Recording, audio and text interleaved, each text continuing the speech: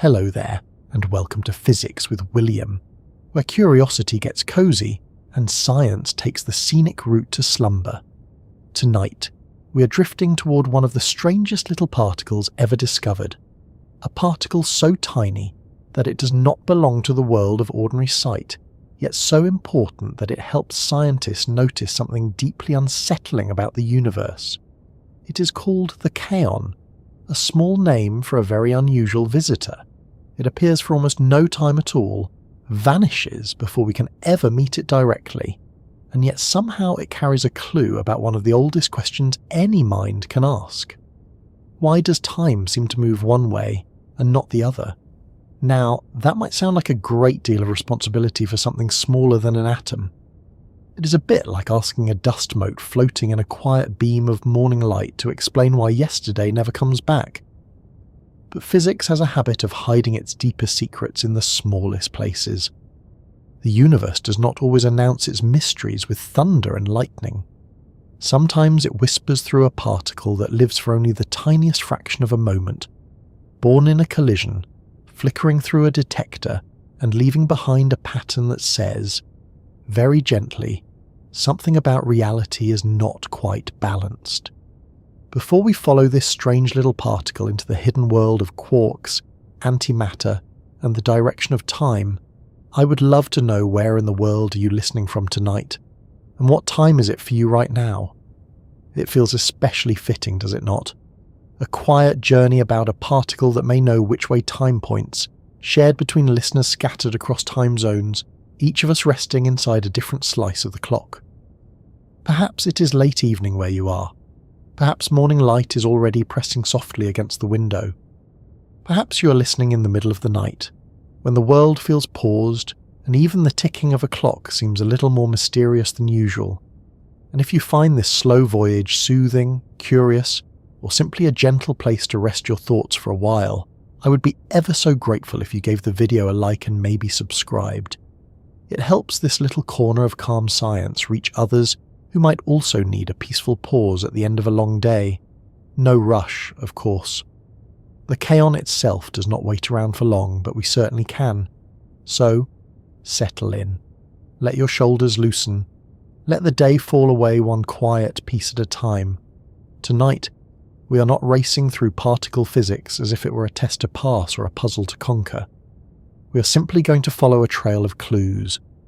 A trail that begins with matter, antimatter, and a strange particle that seemed at first like just another small piece of the atomic world, but eventually became a kind of tiny compass for time itself. The story begins with a very ordinary feeling. You know what it means for time to move forward, even if explaining it is harder than it seems. A cup of tea cools on the table. It does not suddenly gather warmth from the room and become hot again. A dropped glass breaks into pieces.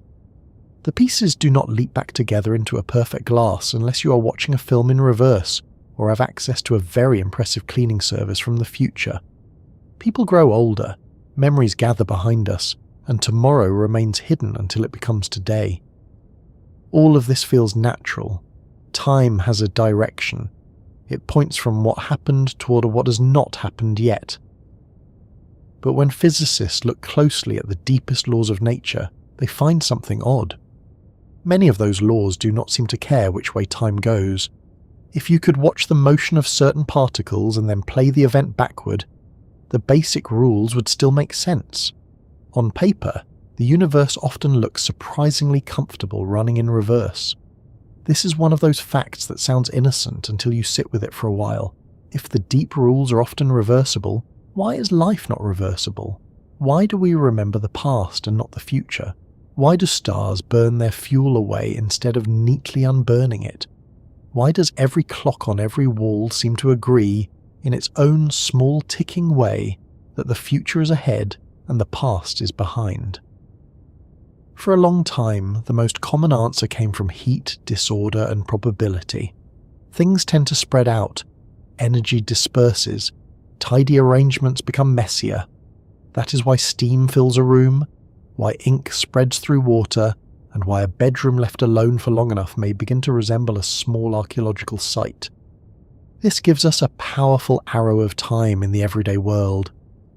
But the Kaon story is stranger, because it suggests that the direction of time may not only be something that appears in big, messy systems like cups of tea and galaxies. It may also show itself inside the delicate behaviour of fundamental particles. This is where the mood of the story changes. We move from the familiar world of clocks and cooling tea into the quieter world beneath matter, where particles are not little solid beads, but excitations of fields, bundles of energy, brief appearances in a deep and restless fabric. Here, nature behaves according to rules that are precise, beautiful, and deeply unintuitive. Particles can transform. They can decay into other particles. Some can exist in mixtures of identities before revealing themselves in one form or another, and some, like the kaon, seem to carry a subtle imbalance that refuses to disappear when physicists turn the universe around in their minds. A kaon is not part of ordinary matter in the way electrons, protons, and neutrons are. It does not sit patiently inside your hand or wait around inside a stone. It is unstable. It is created in high-energy processes, often in particle accelerators or cosmic ray collisions, and then it decays. It is more like a brief note played on a hidden instrument than a permanent object, but brief things can matter. A lightning flash is brief, and it shows the shape of a storm. A heartbeat is brief, and it tells you life is moving. A kaon is brief, and yet it revealed that the universe may contain a built-in preference, a tiny asymmetry between matter and antimatter, between one mirror image and another, and eventually between the two directions of time. The word kaon comes from the letter used to name it, but the particle itself belongs to a family called mesons. A meson is made from a quark and an antiquark bound together. If that sounds already a little like a cosmic odd couple, that is because it is. Quarks are some of the fundamental ingredients of matter, and antiquarks are their antimatter partners. The kaon usually contains a strange quark or a strange antiquark, and this strangeness is not just a poetic label. It is an actual property discovered in the behaviour of particles that lived longer than scientists expected. They were born quickly in strong interactions, but decayed more slowly through the weak force. Something about them was being conserved in one kind of process and not in another. Nature seemed to be keeping a quiet ledger. Imagine finding footprints in fresh snow that appear suddenly in the middle of a field, wander a short distance and then vanish. You might not see who made them, but the pattern tells you something passed through. That was often how particle physics developed. Scientists did not hold these particles in their hands. They saw tracks in cloud chambers, bubbles in liquid, flashes in detectors, fragments flying away from collisions. The particle itself was gone almost instantly, but its traces remained. And in those traces, physicists found families, rules, symmetries, and exceptions. Symmetry is one of the great guiding ideas in physics. It is the idea that some things remain the same when you change your point of view. A sphere looks the same when you rotate it. A law of physics should work the same in one laboratory as in another. For a long time, physicists believed that the deeper laws of nature had certain elegant symmetries. One was the symmetry between left and right, called parity. Another was the symmetry between matter and antimatter, called charge conjugation. Taken together, these ideas suggested that if you swapped particles for antiparticles, and also looked in a mirror, nature should behave the same way. It was a beautiful expectation. Too beautiful, perhaps. Physics has often been tempted by beauty, and sometimes the universe gently says yes, but not quite. Kaons became part of the story because they were involved in one of the most important discoveries of the 20th century. They helped reveal that the combined symmetry of matter and mirror reflection is not perfectly respected. In other words, the universe can tell the difference between a process and its mirrored antimatter version. The effect is small, very small, not the kind of thing you would notice in falling apples or orbiting planets, or toast landing butter side down, which is its own separate tragedy. But in the delicate decays of neutral kaons, the difference was there. A tiny preference, a little imbalance, a quiet refusal to be perfectly symmetrical. This mattered enormously, because symmetry is not just decoration in physics. It is tied to conservation laws, to the structure of theories, to the way particles can exist and interact. When a symmetry breaks, even slightly, it can point toward deeper rules. It is like hearing one note in a familiar song played just a little differently. At first it may seem like a mistake, but then you realize the change was the message. Neutral kaons are especially strange because they can transform into their own antiparticle partners and back again. Not in the way a person changes clothes or a cloud changes shape, but through quantum mixing. A neutral kaon can begin as one identity and later be found as another. It is as if the particle carries two possible names inside itself, and the universe does not settle the matter until the particle evolves and decays. This mixing made kaons a perfect place to search for subtle differences between matter and antimatter. They were not simply particles passing through the detector, they were tiny laboratories for reality itself. And here is where time enters more directly. In physics, there is a deep connection between charge, parity, and time reversal.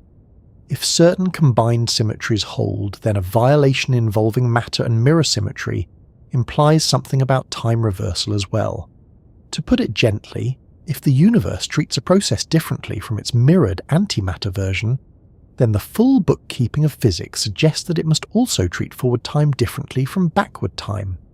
The kaon, in its strange little dance, became evidence that time has a direction, not only because eggs scramble and tea cools, but because at the particle level, nature may not be perfectly indifferent between what happens forward and what happens backward. That is a remarkable thought.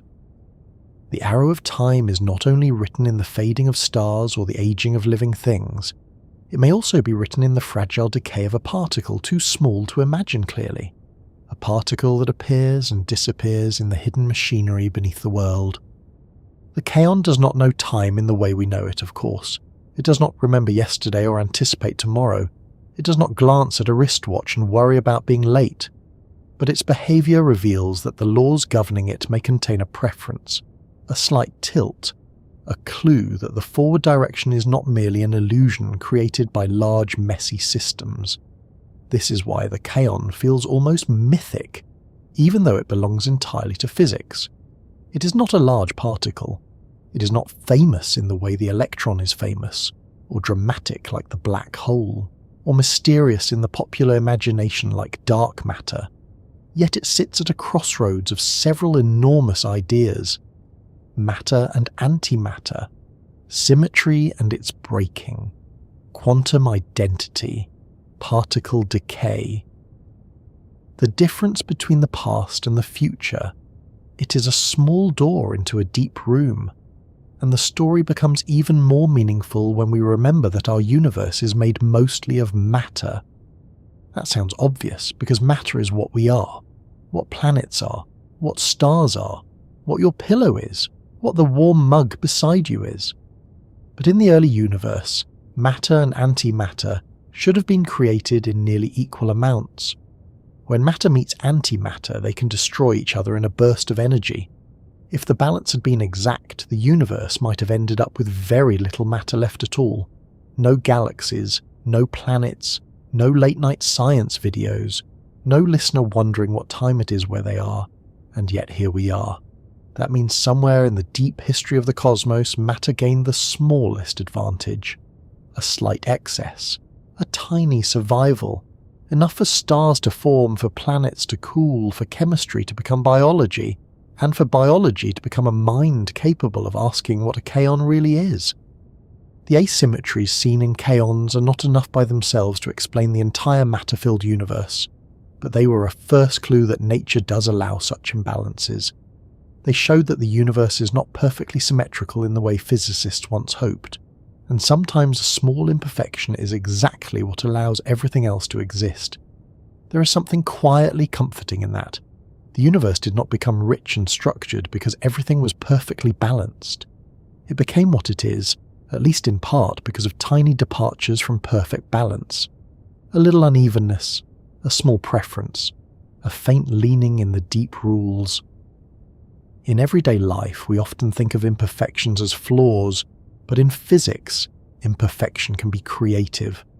A perfectly smooth early universe would not have formed galaxies. A perfectly equal matter, antimatter universe might have left almost nothing behind.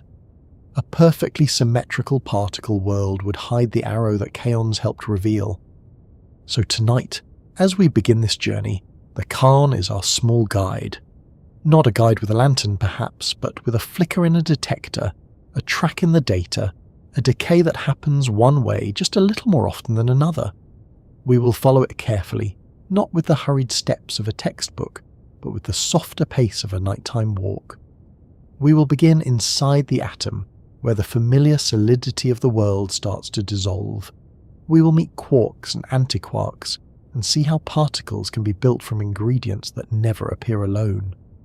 We will explore why the Kaon was once called strange, why it can change identity, and why that identity matters. We will move through symmetry, the mirror world of antimatter, and the first crack in the idea that nature treats all reflections equally.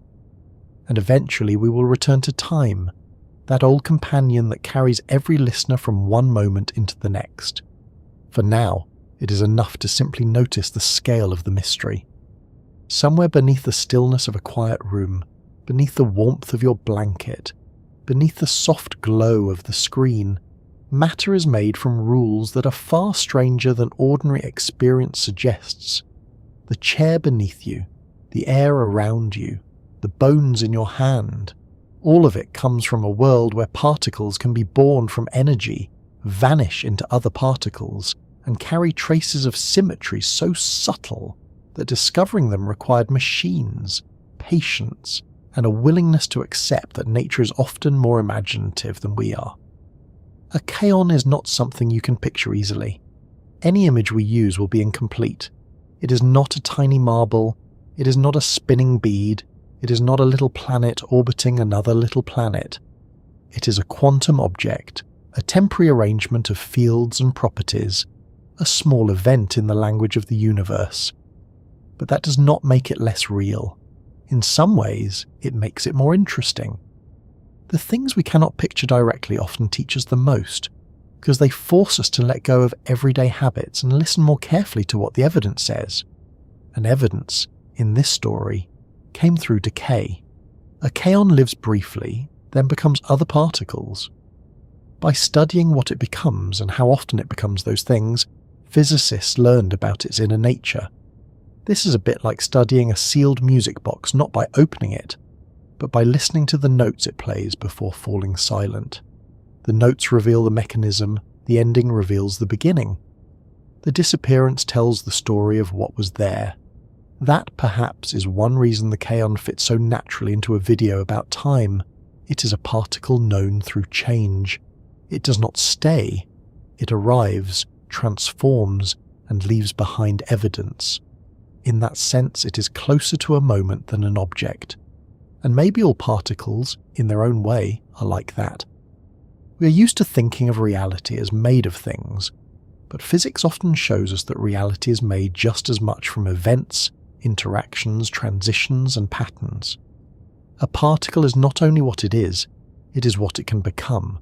The kaon can become many things, but the most important thing it became for science was a messenger. It told physicists that the mirror was not perfect. It told them that matter and antimatter were not simply equal opposites in every respect. It hinted that the direction of time might be more deeply woven into particle physics than anyone had imagined.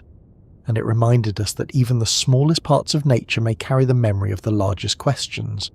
So as the room grows quieter, and as the world outside continues moving through its own local hour, let us begin with patience. There is no need to hold every detail at once. Particle physics can seem intimidating when it is presented as a wall of names and numbers, but beneath that wall is a story. A story of scientists noticing odd tracks, inventing new ideas, testing old assumptions, and discovering that the universe has preferences hidden in places no human eye could ever see directly. The kaon is one of those preferences made visible, and maybe that is the best way to enter the subject, not by asking immediately what equations describe it, or how every decay is categorized, or what every technical term means.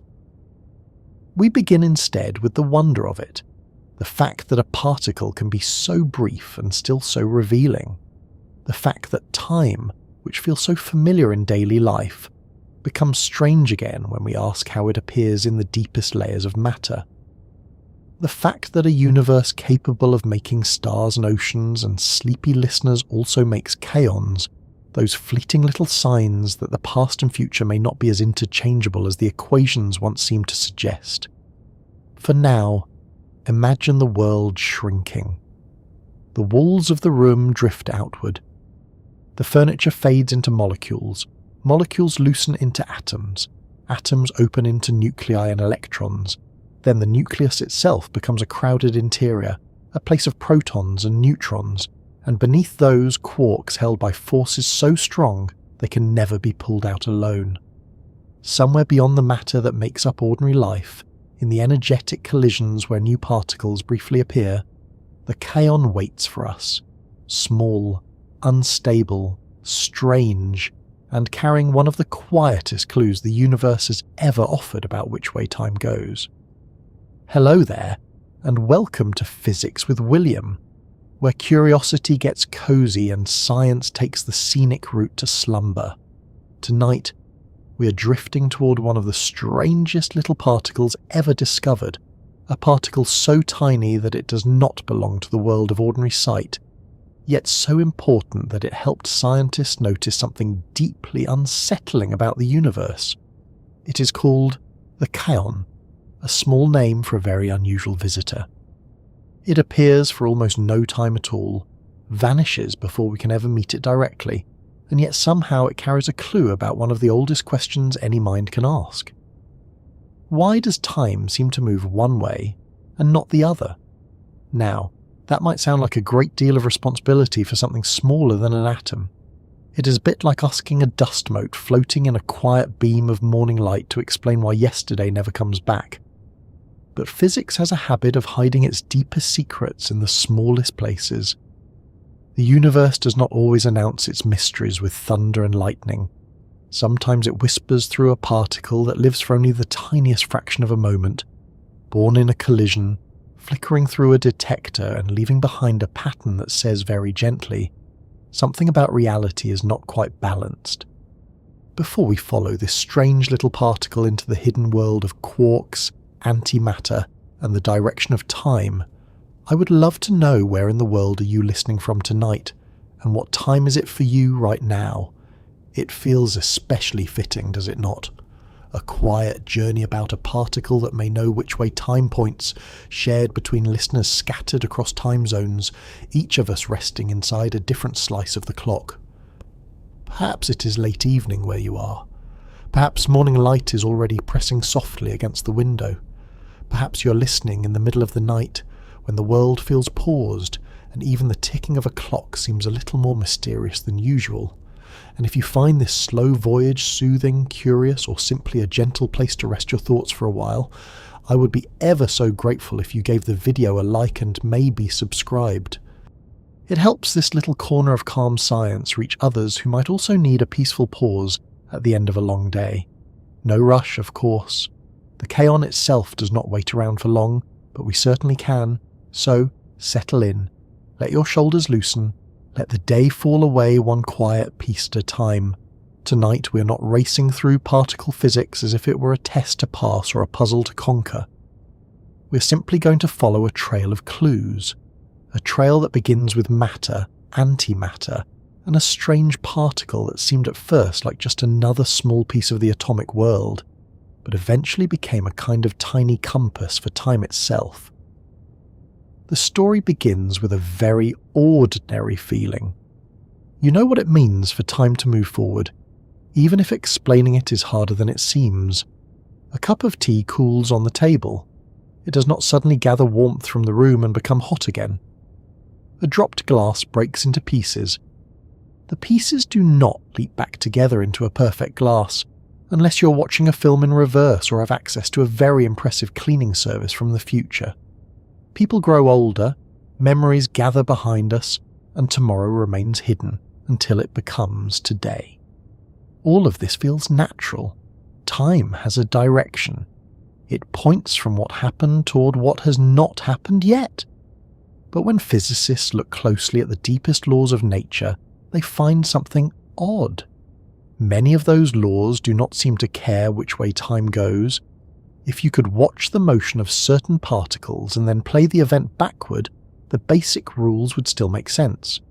On paper, the universe often looks surprisingly comfortable running in reverse. This is one of those facts that sounds innocent until you sit with it for a while. If the deep rules are often reversible, why is life not reversible? Why do we remember the past and not the future? Why do stars burn their fuel away instead of neatly unburning it?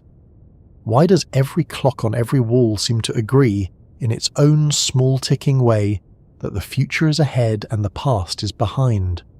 For a long time, the most common answer came from heat, disorder, and probability. Things tend to spread out. Energy disperses. Tidy arrangements become messier. That is why steam fills a room, why ink spreads through water, and why a bedroom left alone for long enough may begin to resemble a small, archaeological site. This gives us a powerful arrow of time in the everyday world. But the Kaon story is stranger, because it suggests that the direction of time may not only be something that appears in big, messy systems like cups of tea and galaxies. It may also show itself inside the delicate behaviour of fundamental particles. This is where the mood of the story changes. We move from the familiar world of clocks and cooling tea into the quieter world beneath matter, where particles are not little solid beads, but excitations of fields, bundles of energy, brief appearances in a deep and restless fabric. Here, nature behaves according to rules that are precise, beautiful, and deeply unintuitive. Particles can transform. They can decay into other particles.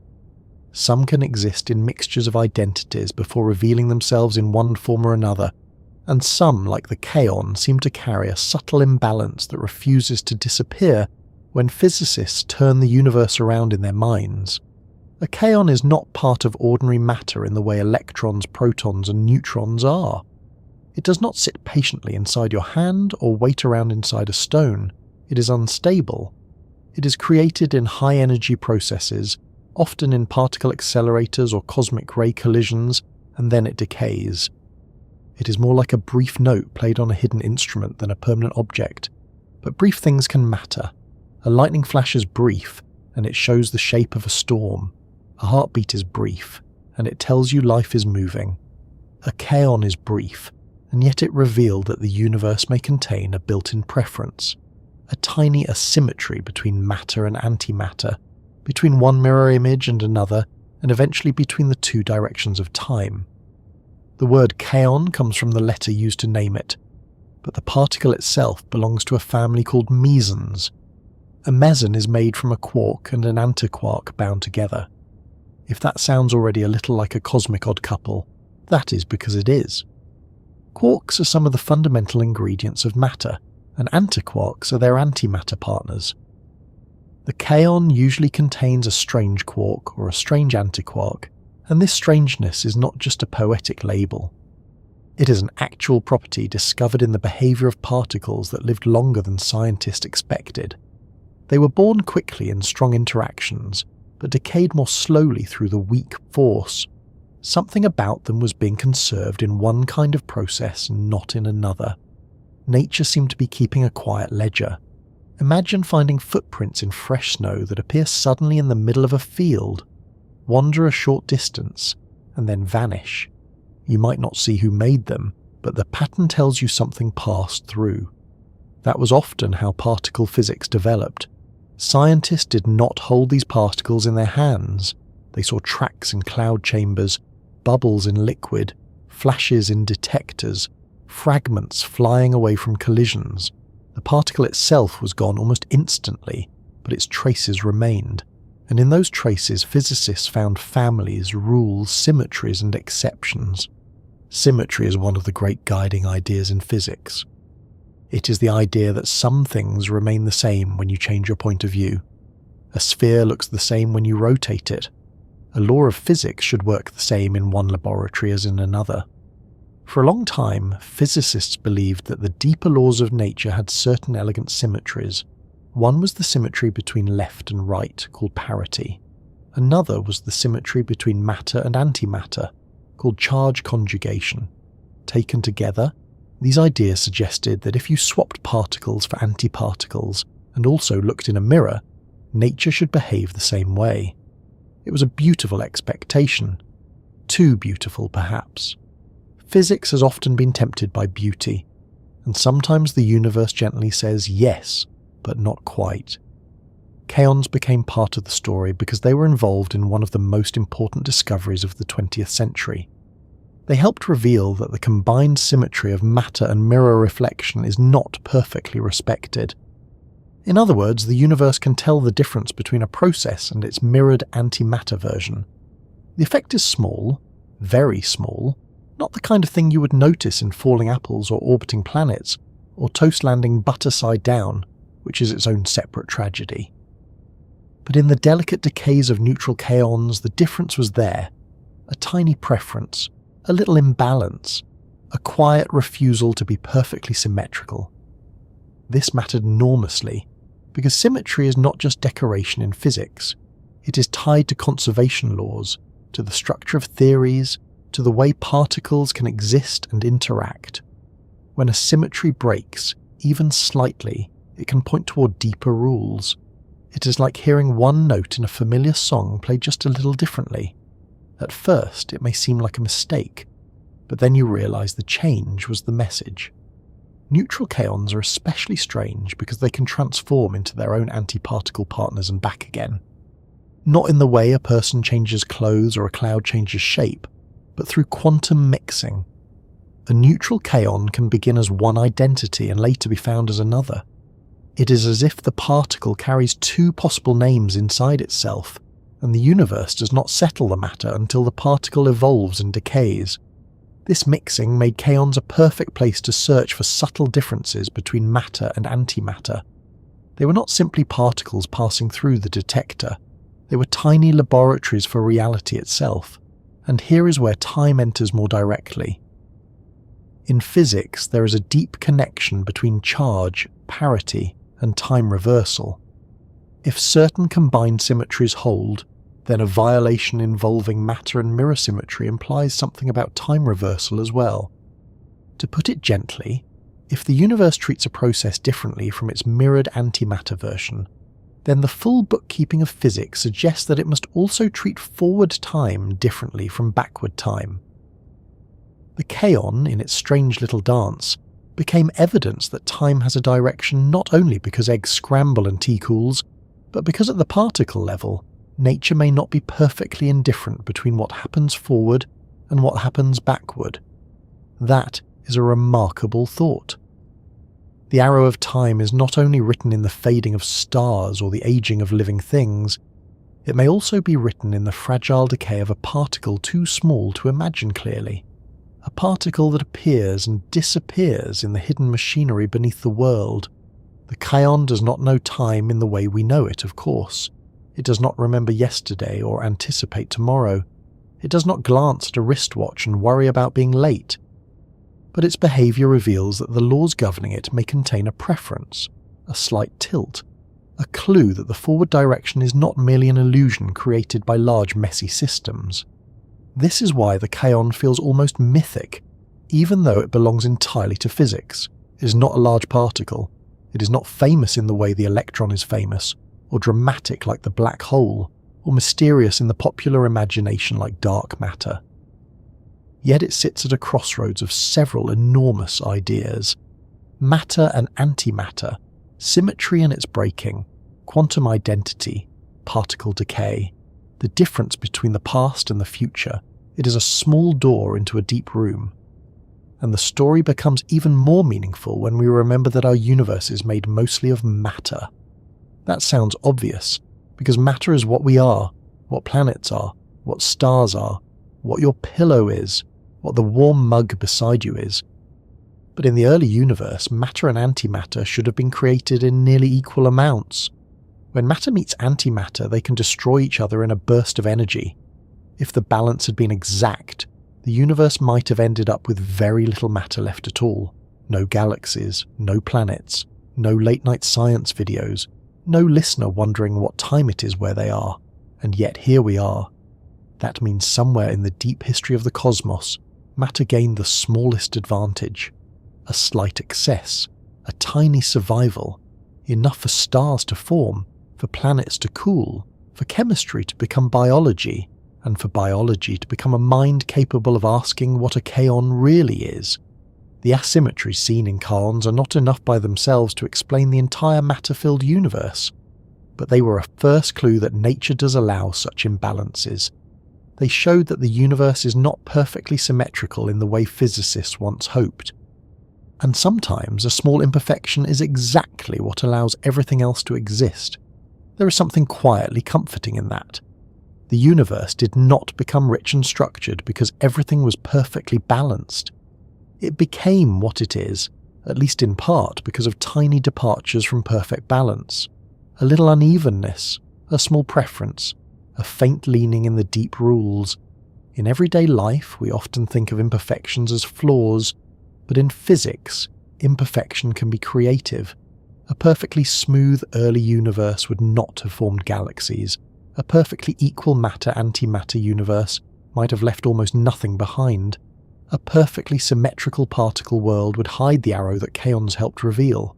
So tonight, as we begin this journey, the kaon is our small guide.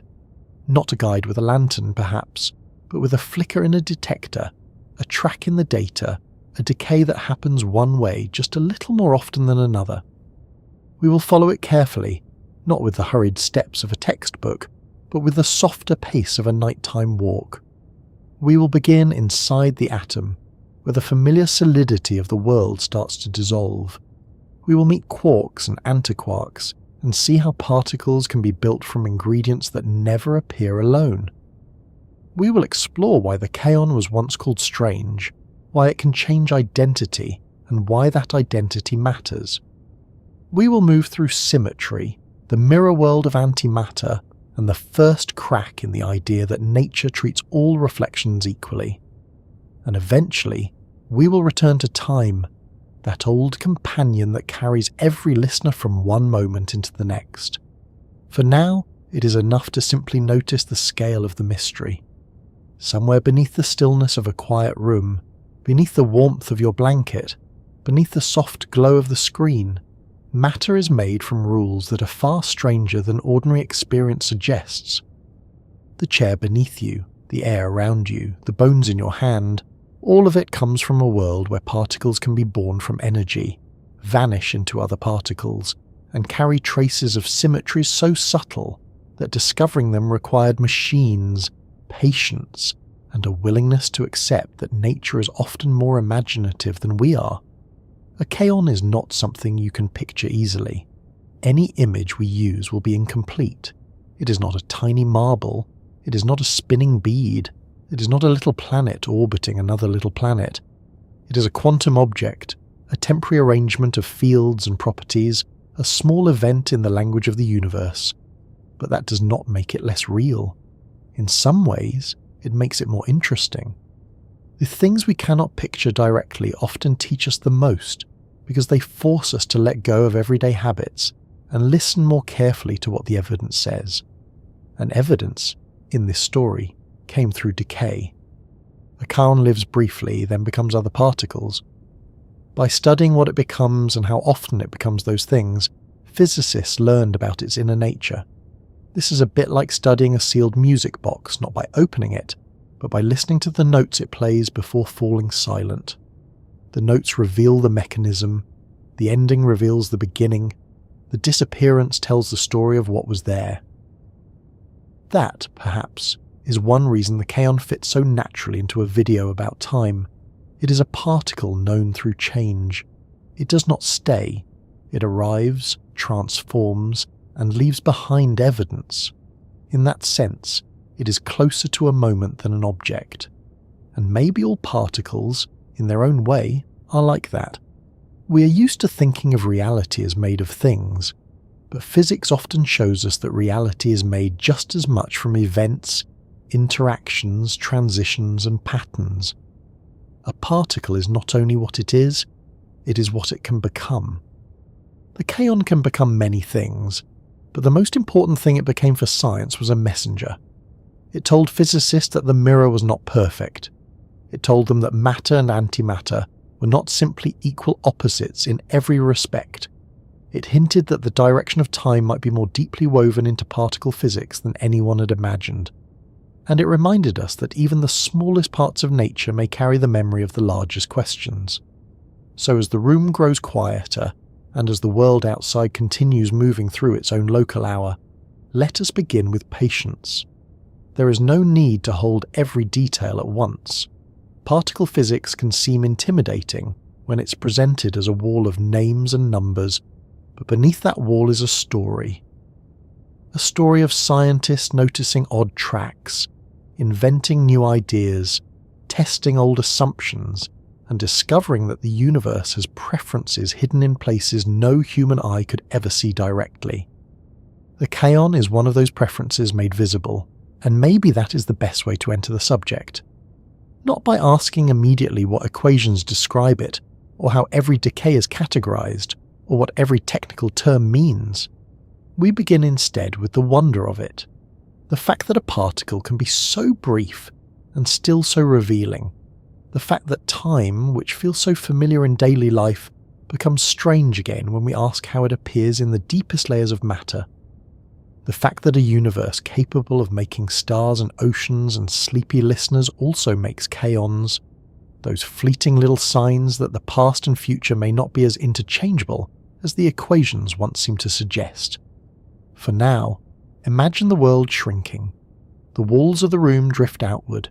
The furniture fades into molecules. Molecules loosen into atoms. Atoms open into nuclei and electrons. Then the nucleus itself becomes a crowded interior, a place of protons and neutrons, and beneath those, quarks held by forces so strong they can never be pulled out alone. Somewhere beyond the matter that makes up ordinary life, in the energetic collisions where new particles briefly appear, the kaon waits for us. Small, unstable, strange, and carrying one of the quietest clues the universe has ever offered about which way time goes. To reach the birth of the kaon, we have to enter a part of nature where the word matter becomes less like a label for solid things and more like a set of possibilities. In ordinary life, matter feels patient. A stone remains a stone, a spoon remains a spoon, unless it is placed too close to a toddler, in which case it may become a drumstick, a catapult, or a mystery object hidden under the sofa. But in the particle world, matter is not always patient. Under the right conditions, it can be created, transformed, rearranged, and dissolved back into energy, or into other particles.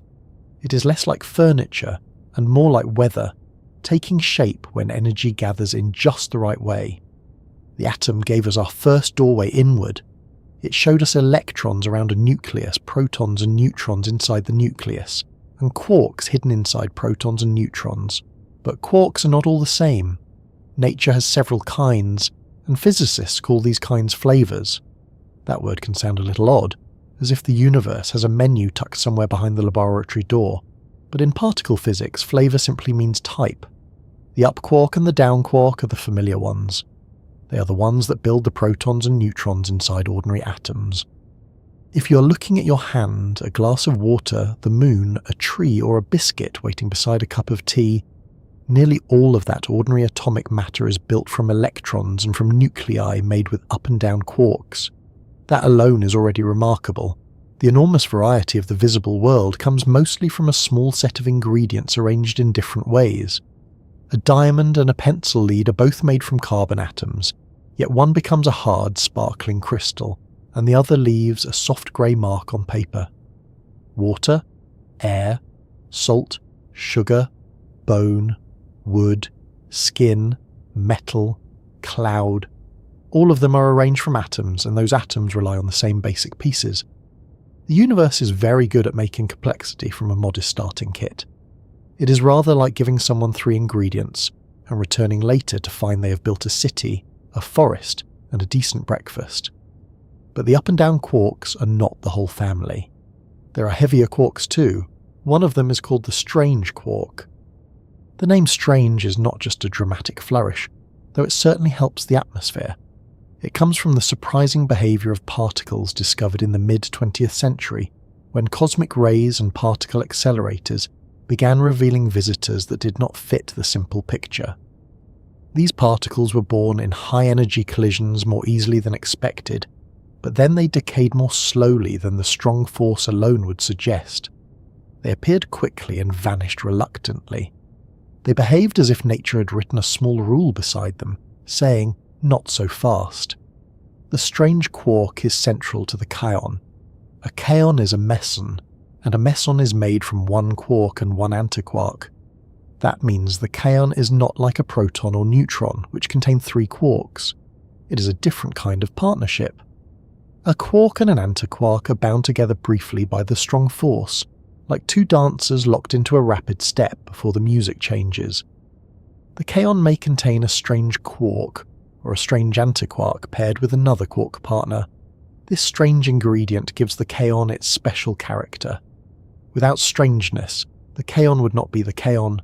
It would be some other short-lived particle in the crowded family album of the subatomic world. To understand why that matters, we need to invite antimatter into the story. Antimatter can sound like the sort of thing that belongs in science fiction, preferably glowing ominously in a glass container while someone in a lab coat says they have everything under control. But antimatter is not fiction. It is real, measurable, and produced routinely in particle physics experiments. For many particles of matter, there is a corresponding antiparticle. The antiparticle has the same mass but opposite electric charge, or other opposite properties. The electron has an antimatter partner called the positron. Quarks have antiquarks. When a particle and its antiparticle meet under the right conditions, they can annihilate, transforming their mass into energy or into other particles. This does not mean antimatter is somehow evil matter, or backwards matter, or matter with a villainous little moustache. It is simply part of the symmetry of the physical world. The laws of physics seem to allow matter and antimatter as paired possibilities. In fact, in high-energy processes, matter and antimatter are often created together. Energy can become a particle and an antiparticle as long as the rules are satisfied. The universe keeps careful accounts, even when the accounts are written in a language we had to spend a century learning how to read. This is important because the early universe should have produced matter and antimatter in nearly equal amounts. That creates one of the grand puzzles of physics.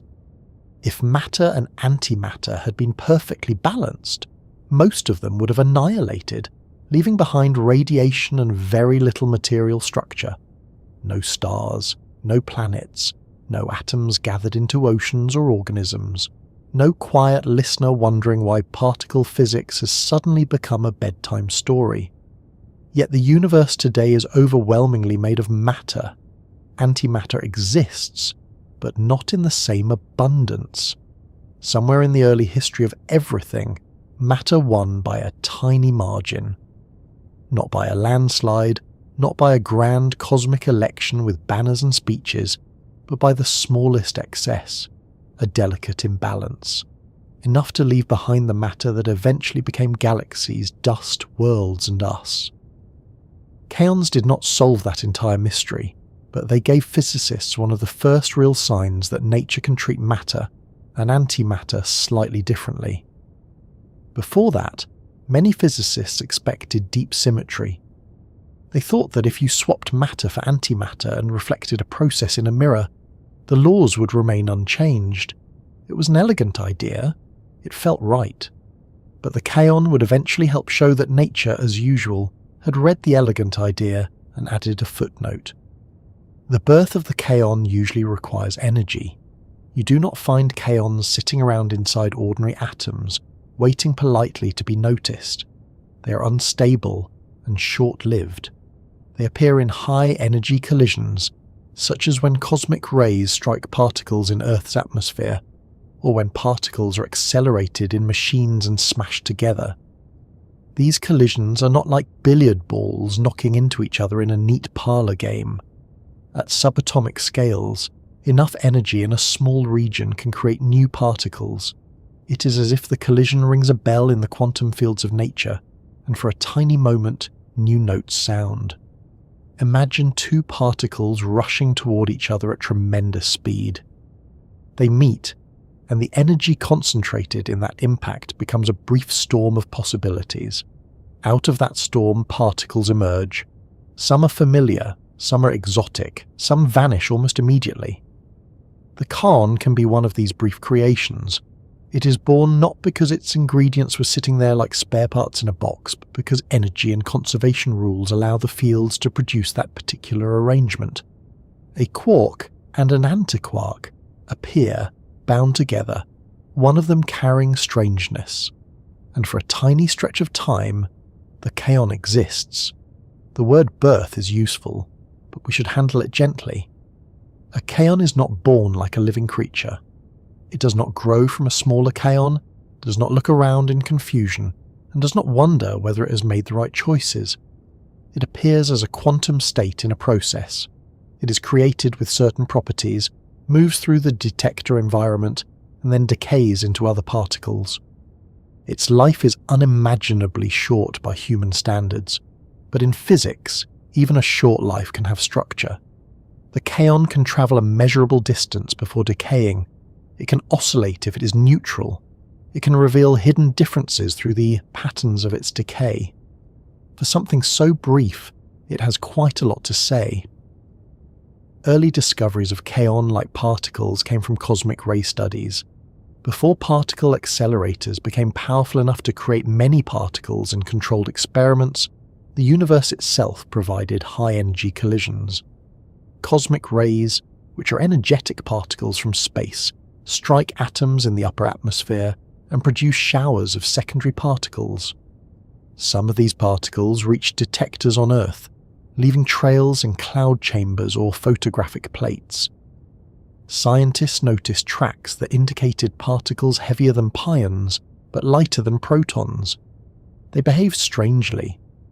They seemed to be produced by the strong interaction, yet decayed through the weak interaction, giving them longer lifetimes than expected. These were clues to a new hidden property: strangeness. There is something charming about the way nature made physicists work for this discovery. It did not simply hand them a particle labelled kaon with a clear instruction manual. Instead, it gave them odd tracks, unusual decay patterns, lifetimes that did not match expectations, and a growing sense that the known particle zoo had more animals in it than anyone had planned for. The term particle zoo became popular because for a while, new particles seemed to be turning up everywhere. There were pions, kaons, lambdas, sigmas, and others.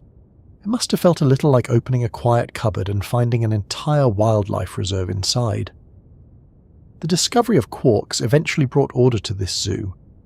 Instead of treating each particle as completely separate, physicists began to understand many of them as different combinations of quarks. Baryons, like protons and neutrons, contain 3 quarks. Mesons, like pions and kaons, contain 1 quark and 1 antiquark. This classification transformed confusion into pattern. It did not make the universe less strange, but it made the strangeness organized, which is one of science's favorite kinds of comfort. The kaon sits neatly in this quark picture. There are charged kaons and neutral kaons, depending on the combination of quark and antiquark inside them. A charged kaon has electric charge.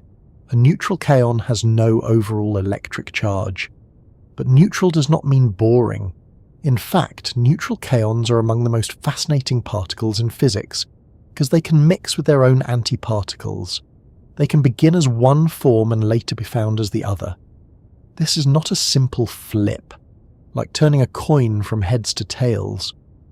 It is a quantum mixing of states, a delicate overlap of possibilities that allows the particle to evolve in a way that feels almost like identity becoming fluid. For now, It is enough to keep the image gentle. A neutral kaon is not just a small neutral particle drifting forward until it decays. It is part of a paired relationship with its antimatter version. The two are linked through the weak interaction.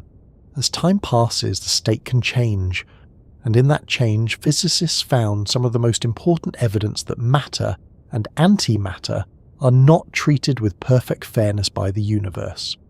The kaon was not merely born in a collision, it was born into a story about symmetry, identity, and time. The antimatter part of the kaon is not an extra decoration, it is built into what a meson is. Because a meson contains a quark and an antiquark, every kaon carries matter and antimatter ingredients in a bound state. This is one reason mesons are so useful for studying fundamental symmetries. They are small testing grounds where matter and antimatter meet without immediately cancelling into nothing. Their behaviour can reveal whether the rules governing particles and antiparticles are truly mirror images, or whether there are subtle differences hiding in the details. A quark inside a kaon is not sitting still, and neither is the antiquark. They are bound by the strong force, exchanging gluons, existing as part of a dynamic quantum object. A kaon is not a tiny peanut made of two little balls glued together. It is a field excitation with internal structure, a restless and temporary arrangement. The quark and antiquark are confined together, and the energy of their binding contributes to the particle's mass and behaviour. If that sounds hard to picture, that is because it is. The subatomic world does not offer us comfortable images. It offers us reliable predictions, measured outcomes, and patterns that we translate into mental pictures only as best we can. Still, simple analogies can help. Think of a kaon as a brief chord played by two notes, one quark note and one antiquark note, with strangeness giving the chord its unusual sound. The chord cannot last forever. It resolves into other notes. By listening carefully to how it resolves, physicists learn what kind of chord it was. Some decays are common, some are rare. Some reveal that a symmetry once believed to be exact is only approximate. The kaon is music that vanishes quickly, but its echo carries information. This echo matters because particle physics is deeply concerned with what can happen, and how often. A decay is not just an ending, it is a statement about the laws. If a particle decays into one set of products, that tells us which transformations are allowed. If it almost never decays in a certain way, that tells us something else. If the particle and its antiparticle do not behave exactly the same, that is a clue of enormous importance. Much of modern physics is built from these careful comparisons. The universe may whisper, but it whispers statistically, and scientists have learned to listen by counting events with extraordinary patience. Patience is important because kaon effects can be subtle. The asymmetries that made kaons famous are not dramatic in the everyday sense. They do not make particles fly sideways in neon colours or spell messages in detector readouts, though that would certainly improve public outreach. Instead, they show up as tiny differences in decay rates, tiny preferences in how states evolve, tiny imbalances that only become clear after many events are studied. It is a reminder that reality does not need to shout to be profound. Sometimes the smallest deviation from perfect symmetry can change the direction of an entire field of science. The strange quark itself is heavier than the up and down quarks, and this extra mass helps explain why kaons are heavier than pions, another family of mesons made only from up and down quark combinations. But mass is only part of the story. The strange quark also carries strangeness, a property that was introduced to explain why certain production and decay processes behaved the way they did. In strong interactions, strangeness is conserved. In weak interactions, it can change. This means strange particles can be produced in pairs through strong processes, but then decay more slowly through weak processes. The kaon lives in this gap between quick birth and slower transformation. It is created by one rule and undone by another. That phrase, quick birth and slower transformation, is a good doorway into why kaons fascinated physicists. In high-energy collisions, the strong force can create strange particles rapidly, but because strangeness must be balanced in strong interactions, the particles often appear with partners. Then, when the strange particle decays, the weak force allows strangeness to change. The result is a particle that seems to emerge energetically, then linger just long enough to be noticed. In human terms, it is still absurdly brief, but in the particle world, brief is relative. Some particles vanish so quickly they are known mainly as resonances. Kaons live long enough to travel, decay, and leave measurable tracks. They are short-lived, yes, but not too short to tell a story. The birth of the kaon also belongs to the history of machines. As accelerators improved, scientists could create kaons under controlled conditions, not simply wait for cosmic rays to provide them. Beams of particles could be directed at targets. Detectors could be built to measure decay products. Experiments could compare neutral kaons and antikaons, charged kaons and their antiparticles, rare decay channels, lifetimes and oscillations. The particle that first appeared as a strange visitor became a precision tool. This is often how physics advances. What begins as a mystery becomes a measuring instrument. The unknown becomes a way of testing the known. There is a quiet beauty in that transformation. A kaon was once evidence that something was missing from the theory. Later, it became evidence for deeper features of the theory. It helped scientists develop the quark model, explore the weak interaction, and study the violation of symmetries. It became part of the path toward understanding why the universe is not a perfect mirror of itself. And that, in turn, connects it to the question of why time has a direction. But we should not rush too far ahead. For now, the important idea is that a kaon is born from energy and high-energy events, formed as a quark-antiquark pair with a strange ingredient. It is a meson, unstable and revealing. It belongs to a world where particles are classified not by appearance, because there is no appearance in the ordinary sense, but by properties, interactions, lifetimes and decay patterns.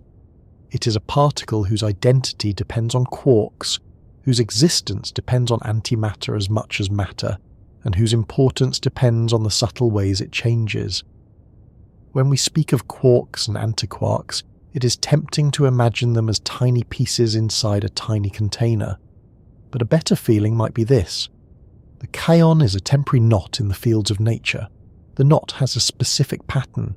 One strand carries strangeness. Another carries the matching antimatter relationship. The strong force holds the knot together. The weak force eventually loosens it into something else. The detector records the loose threads flying away. From those threads, physicists infer the knot. It is not a perfect analogy, but it is soft enough to hold for a moment. The kaon also teaches us that not everything important in physics is stable. Our daily world depends on stability. If electrons decayed while you were making breakfast, the morning would become inconvenient in ways difficult to overstate. Stable particles form the long-lasting structures of the universe, but unstable particles reveal the rules of change. They show what transformations nature permits. They expose hidden interactions. They allow scientists to test symmetries that stable matter keeps concealed. The kaon is important precisely because it does not remain itself forever. As we drift deeper into the subject, it helps to remember that the particle world is not divided neatly into permanent things and meaningless flashes. A short-lived particle can shape our understanding as powerfully as a stable one. The Higgs boson, for example, is famously short-lived, yet its discovery confirmed a major part of the story of mass. The kaon is less famous in popular culture, but in its own way, it opened doors just as deep. It showed that the strange quark was not merely a curiosity. It showed that antimatter comparisons could reveal cracks in symmetry.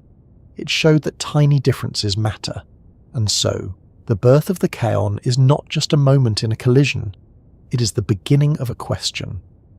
Once a kaon exists, how does it behave? Why does it live long enough to be studied? Why can the neutral kaon mix with its antiparticle? Why do certain decays happen in a way that seems to violate expectations? Why does this particle, built from a quark and an antiquark, become one of the most delicate instruments ever found for probing the direction of time?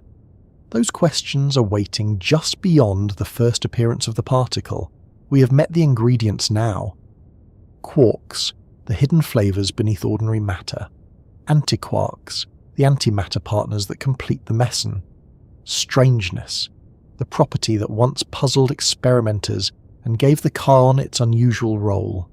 Energy, concentrated in collisions, giving temporary form to particles not found in ordinary stable matter.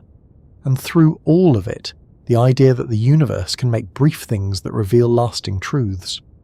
So picture the scene one more time, not as a diagram, but as a quiet event beneath the surface of reality. A high-energy collision occurs, fields tremble, new particles are allowed to appear.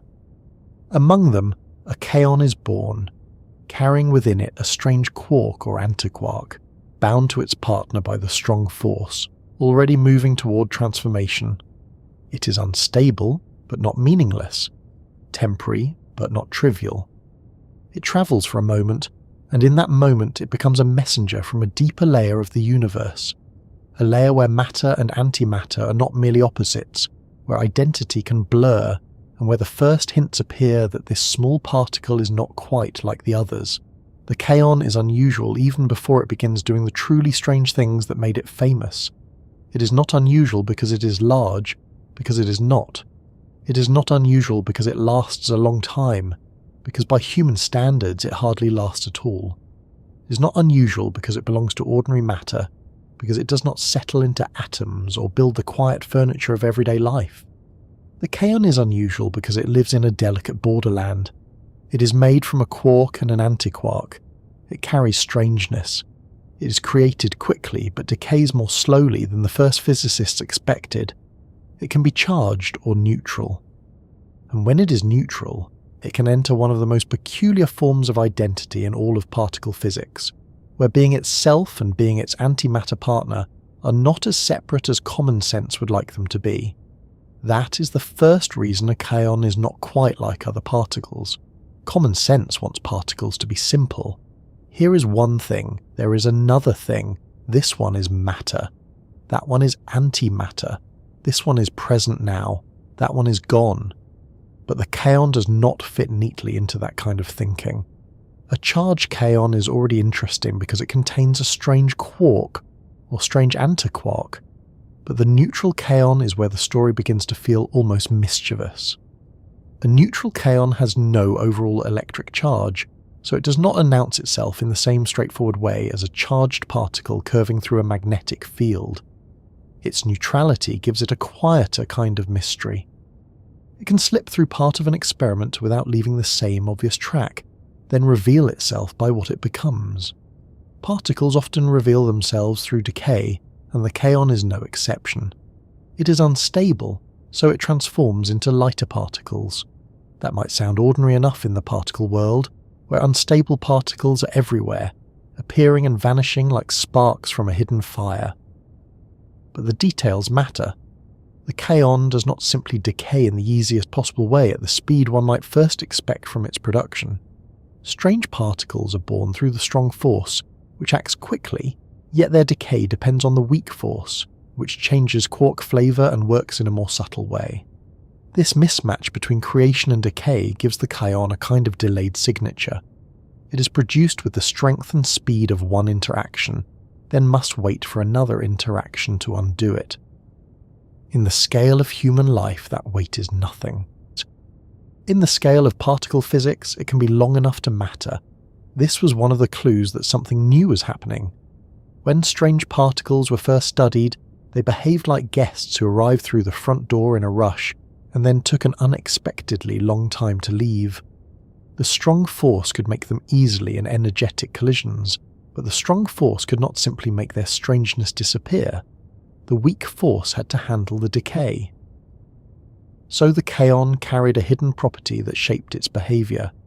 This property, strangeness, became a way of organising a confusing world of new particles. It gave scientists a handle on what had looked like a growing crowd of unrelated visitors. The word strange has survived because it was so fitting. It is not a casual insult directed at the particle. It is a recognition that its behaviour forced physicists to widen their vocabulary. The kaon was not just heavier than some other mesons. It was not just another entry in the particle zoo.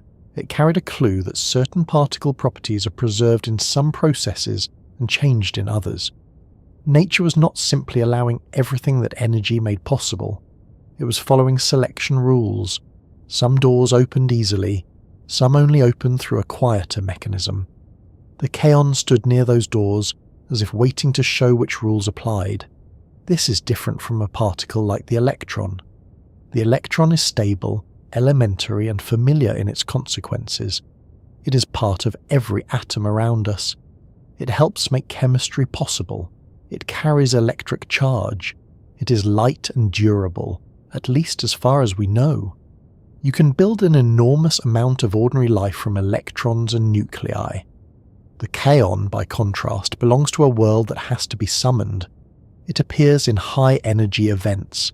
It does not remain. It is not part of ordinary chemical structure. You do not make tea, clouds, bones, or books out of kaons. A kaon is less like a brick in the house of matter, and more like a brief signal sent from the workshop where matter is assembled and rearranged. It is also different from the proton and neutron. Protons and neutrons are baryons, made from 3 quarks. They form the heavy core of atoms. A proton is stable as far as experiments have been able to show. A neutron is stable when it sits comfortably inside many nuclei, though a free neutron eventually decays. These particles have a kind of everyday dignity. They are the old stone pillars of ordinary matter. The kaon is a meson, made from a quark and an antiquark. That means matter and antimatter are already bound together inside it. It is a temporary partnership, not a long-term foundation, and because its ingredients include a strange quark or strange antiquark, it carries a property that ordinary protons and neutrons do not carry in their usual stable form. A pion is also a meson, so the kaon is not unique in being made from a quark and an antiquark. But the pion is lighter and more closely tied to the up and down quarks that dominate ordinary nuclear matter. Kaons are heavier because of their strange ingredient, and they behave differently because strangeness affects how they are produced and how they decay. In the family of mesons, the pion might be thought of as the more familiar cousin, while the kaon is the one who arrives late, carries an old secret, and somehow changes the direction of the conversation without raising its voice. The neutral kaon adds another layer. A neutral particle and its antiparticle can sometimes be distinct, even though neither has electric charge. Their internal quark content is different. One contains a down quark paired with a strange antiquark, while the other contains a strange quark paired with a down antiquark. The total electric charge is 0 in both cases, but their identities are not the same. They are related as matter and antimatter partners, and here the kaon becomes especially unusual because the weak interaction can mix these identities. A neutral kaon can evolve into its antiparticle partner and back again, not by travelling through a little hidden doorway in space, and not by deciding to change sides, but through quantum mechanics. That idea is worth resting with for a moment. In daily life, identity feels firm. A cup is a cup. If it becomes a pile of broken ceramic pieces, that is not a new identity so much as a small household tragedy. But a neutral kaon can be described as a quantum mixture of possibilities. It can be created in one identity and later behave as though it has become a combination of identities. The particle is not confused. The confusion belongs to our everyday instincts. Quantum objects do not have to obey the boundaries that make ordinary objects easy to name. They can be in states that blend what classical thinking would keep separate. This is why the kaon became such a powerful laboratory for symmetry. A neutral kaon system is not only a particle and an antiparticle. It is a pair of connected possibilities that can evolve with time. This makes it possible to ask very precise questions. Does nature treat the kaon and the antikaon in exactly mirrored ways? Does the transformation from one to the other happen with perfect balance? Do the decays respect the symmetries that physicists once expected? In most places in ordinary life, these questions would be impossible to ask cleanly. The world is too messy, too large, too full of friction, heat, biology, weather, and people misplacing their reading glasses. But inside the kaon system, the question becomes sharp. The particle is brief, but the comparison is precise. A kaon is not quite like other particles because it sits at the meeting point of several deep ideas at once. It is a meson, so it brings quarks and antiquarks together. It is strange, so it carries a property that once forced physicists to rethink particle classification. It is unstable, so it reveals itself through change. It is governed in its decay by the weak interaction, which is the same force responsible for some of the most subtle transformations in nature, and in its neutral form, it can mix with its antimatter counterpart, becoming one of the clearest systems for studying differences between matter and antimatter. There is also the matter of lifetimes. Neutral kaons are peculiar because the mixture of kaon and antikaon states produces two forms with different lifetimes. One form decays relatively quickly, another lasts longer. Again, both are short by human standards, but in particle physics the difference is meaningful. It is a little like ringing a bell and hearing two tones, one that fades almost immediately and one that lingers. The same underlying system produces both. The short-lived and long-lived neutral kaon states became essential to discovering that a certain symmetry was not perfect. The longer-lived form was expected to avoid certain decay paths if the symmetry held exactly, but rare events showed that it sometimes decayed in a way that it should not have, according to the older expectation. That rare decay was not a mistake. It was a sign. Imagine a house with two doors, and the rules say one particular guest should only leave through the back door. You watch long enough, carefully enough, and one night the guest quietly leaves through the front. Not often, not dramatically, but enough to prove that the rule was incomplete. The kaon did something like this for physics. It showed that a symmetry involving matter and mirror reflection was violated. The effect was tiny, but tiny is not the same as unimportant. A pinhole in a wall can tell you there is light on the other side. This is another reason the kaon is so special.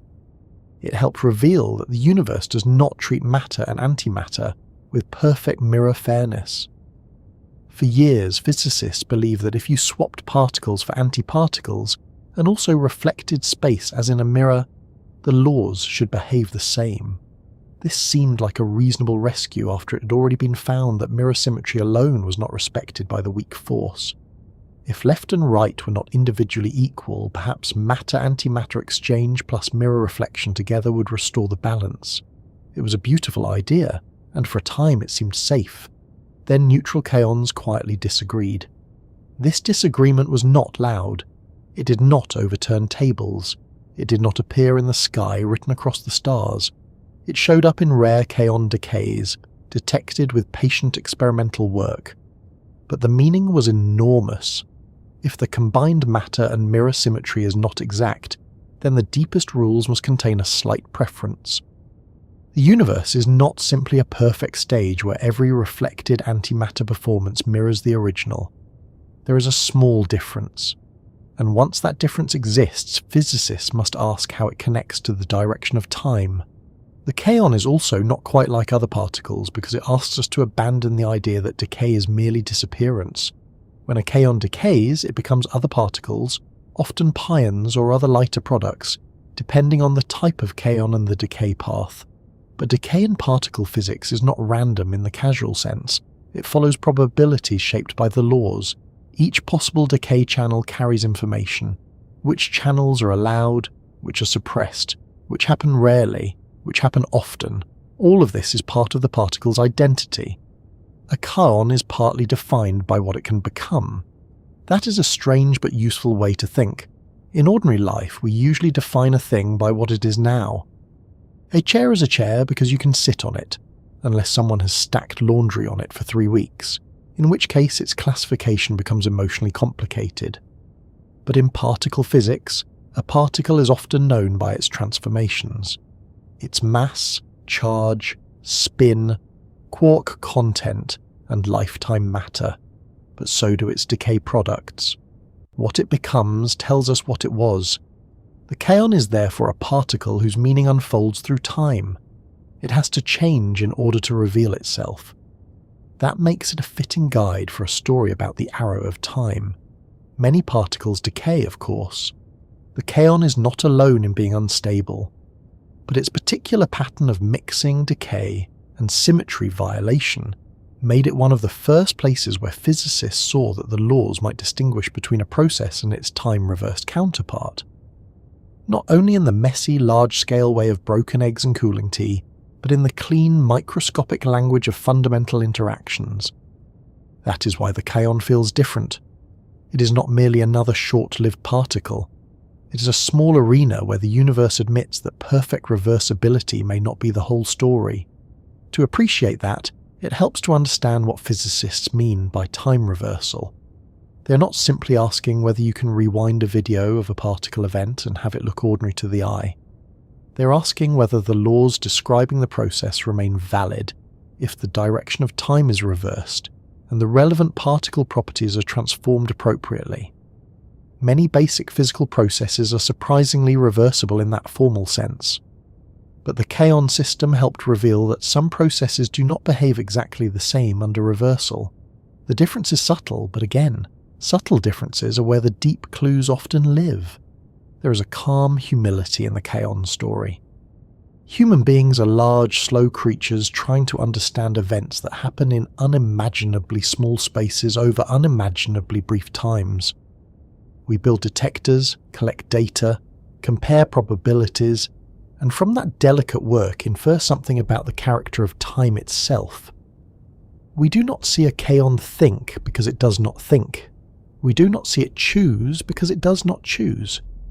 Yet its behaviour carries a structure, and that structure tells us that the universe is not perfectly indifferent to direction. The phrase that the kaon knows which way time goes is a metaphor, but it is a powerful one because the particle seems to encode a preference that points beyond ordinary intuition. The kaon also changed the emotional tone of particle physics. Before the discovery of these symmetry violations, many hoped that the deepest laws would be perfectly balanced under certain transformations. Symmetry was elegant, and elegance is seductive. But kaon showed that nature may prefer a more interesting kind of beauty, one with slight flaws, tilted balances, and meaningful exceptions. In music, a perfectly regular rhythm can be soothing, but a tiny hesitation can make it human. In physics, a perfect symmetry can be beautiful, but a tiny violation can make a universe possible. This point becomes even more important when we remember the great matter-antimatter puzzle. The kaon effect alone is not enough to explain why the universe contains so much more matter than antimatter, but it proved that nature allows the kind of imbalance needed for such an explanation.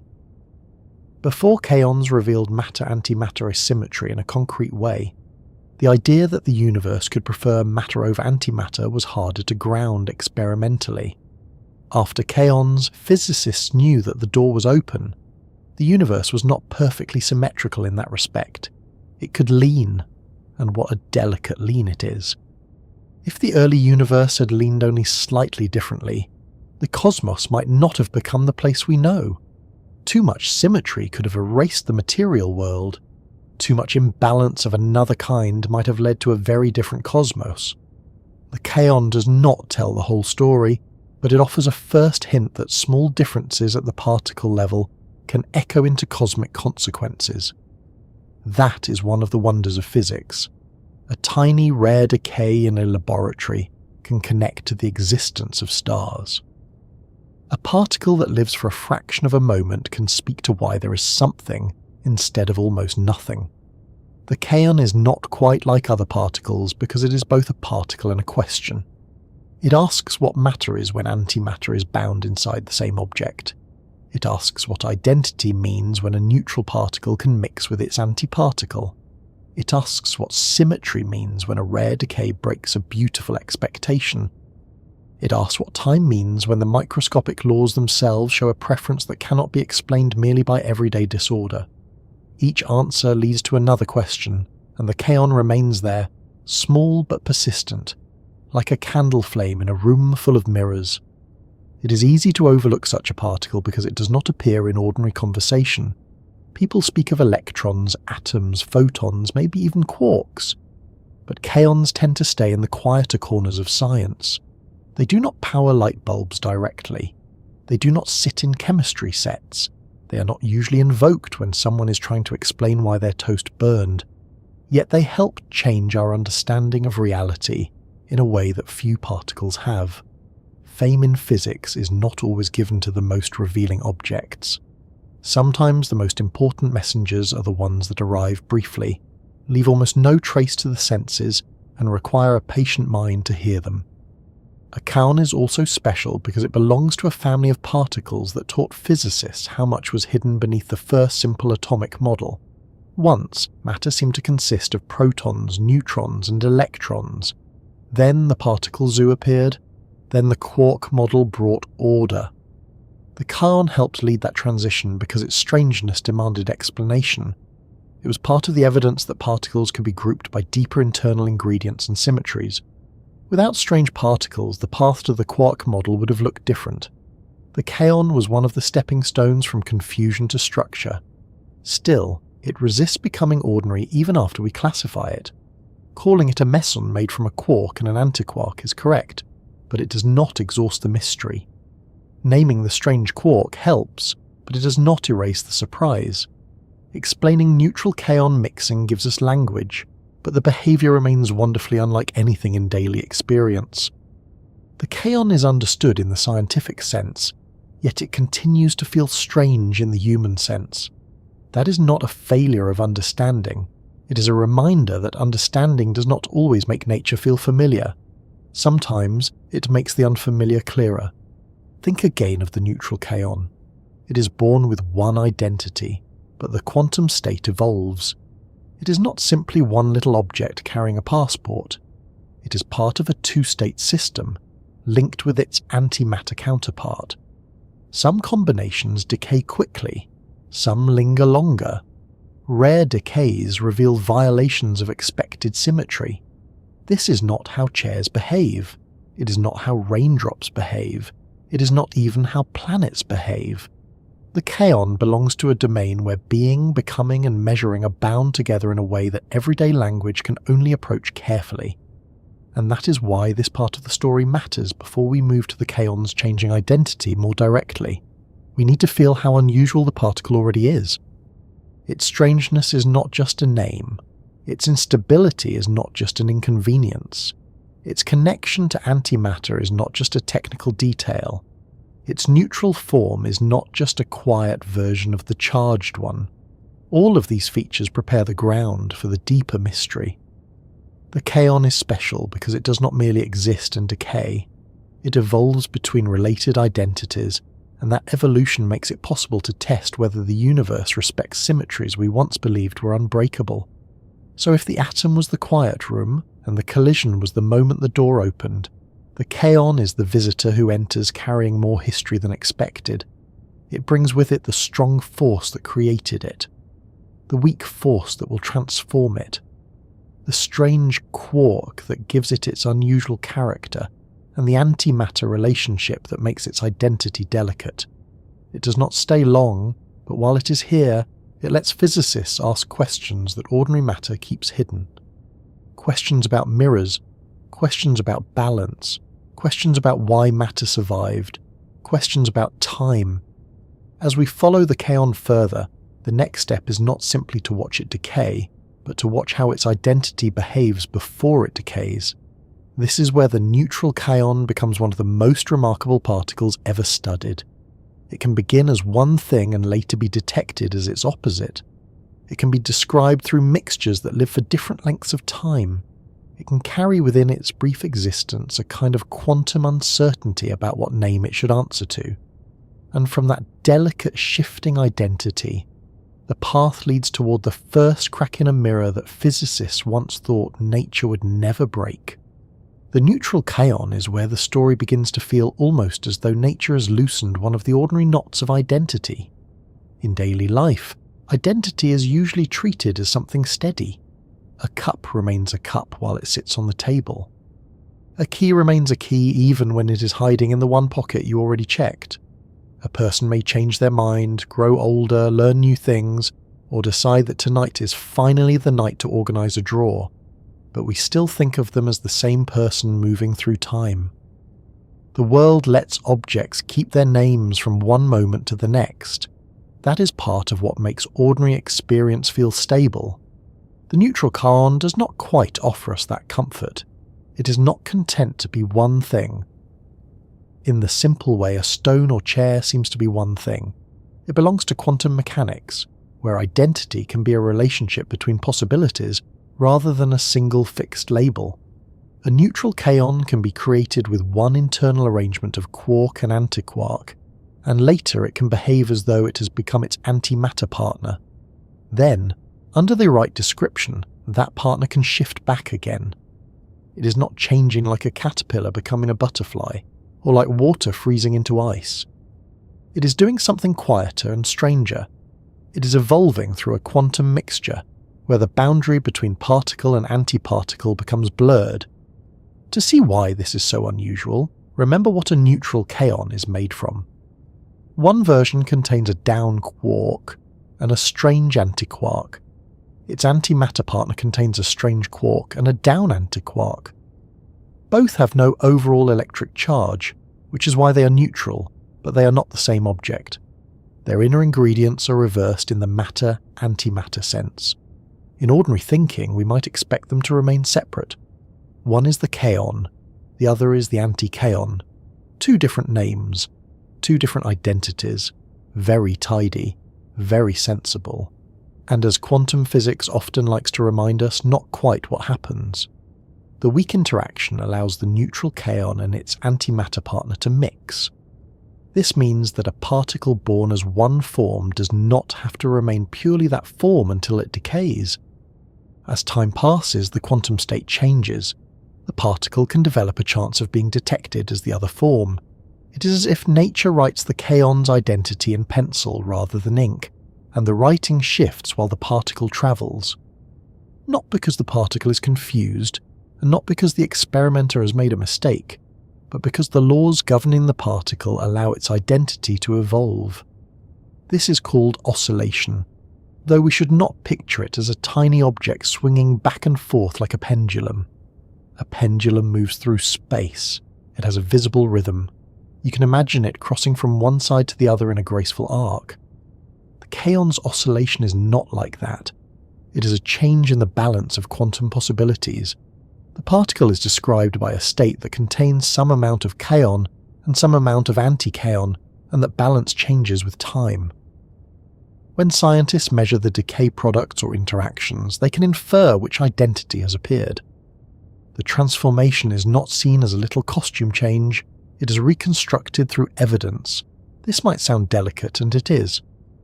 But delicate does not mean imaginary. Neutral kaon oscillation is one of the most studied and important phenomena in particle physics. Experiments can create beams of neutral kaons, let them travel, and then study what they become. By looking at the timing and pattern of decays, physicists can see the fingerprints of identity changing. The kaon is gone by the time the full story is understood, but its traces are clear enough to reveal the strange rhythm it followed. There is a helpful everyday comparison, though like all everyday comparisons in quantum mechanics, it must be used gently. Imagine you are listening to a sound made from two musical tones that are very close together. At first, you may hear one combined note, but over time the sound swells and fades in a slow, beating pattern because the two tones interfere with each other. Nothing visible is moving back and forth, yet the sound changes because two underlying rhythms are slightly different. A neutral kaon is not a sound wave, of course, but its identity mixing has a similar feeling. It involves overlapping components that evolve differently, producing changes in what the particle is likely to reveal when it is measured. This brings us to one of the most important surprises. The neutral kaon system does not simply produce one kind of particle with one lifetime. Instead, it gives rise to combinations that behave differently. One combination decays quickly, another lives longer. Both are still short-lived compared with anything human. A blink is an enormous lifetime beside them. But in particle physics, the difference is large enough to matter. One form vanishes sooner, while the other travels farther before decaying. It is a little like lighting two matches at the same time, only to find that one flares and burns out almost immediately, while the other continues glowing just long enough for you to notice that something in the wood or air must be different. For neutral kaons, the short-lived and long-lived forms are not simply the original kaon and anti-kaon. They are mixtures. This is the part that overturns simple naming. The particle born in a collision may begin as a definite kaon or anti-kaon in terms of its strangeness. But the states that have definite lifetimes are combinations of those identities. One mixture prefers certain decays, the other mixture avoids them, at least according to the symmetry rules physicists once expected. This made the neutral kaon a natural place to look for deep violations of symmetry, because the whole system was already balancing matter and antimatter inside a changing quantum state. When physicists first worked out the behavior of neutral kaons, they expected a beautiful pattern. The short-lived form would decay into one set of particles, and the long-lived form would decay into another. This division was tied to a symmetry involving matter and mirror reflection. If that symmetry were perfect, the long-lived kaon would not decay in certain ways. The rule seemed clean. Nature seemed organized. Then experiments found that the long-lived neutral kaon sometimes decayed in the forbidden way. Rarely, but definitely. The particle had crossed a line that the older symmetry said should remain closed. This rare decay was one of the great shocks of modern physics. It showed that the combined symmetry of charge and parity, meaning the exchange of matter with antimatter together with mirror reflection, was not exact. In plain words, nature could tell the difference between a process and its mirrored antimatter version. The kaon had changed more than its own identity. It had changed the identity of physics itself, from a theory of expected perfect balance to a deeper and less comfortable theory, where balance could fail by a tiny amount. That is one reason the neutral kaon feels almost like a detective story. The clue was not obvious. It was hidden in rare events. The particle did not appear carrying a sign that said the mirror is broken. Scientists had to notice how often certain decays happened, compare them with the rules, remove possible errors, and accept that the result was real.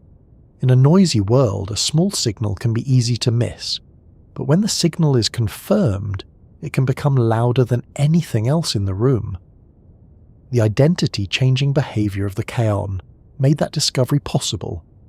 If the neutral kaon and anti-kaon had not been able to mix, the system would not have provided the same clean stage for the symmetry test.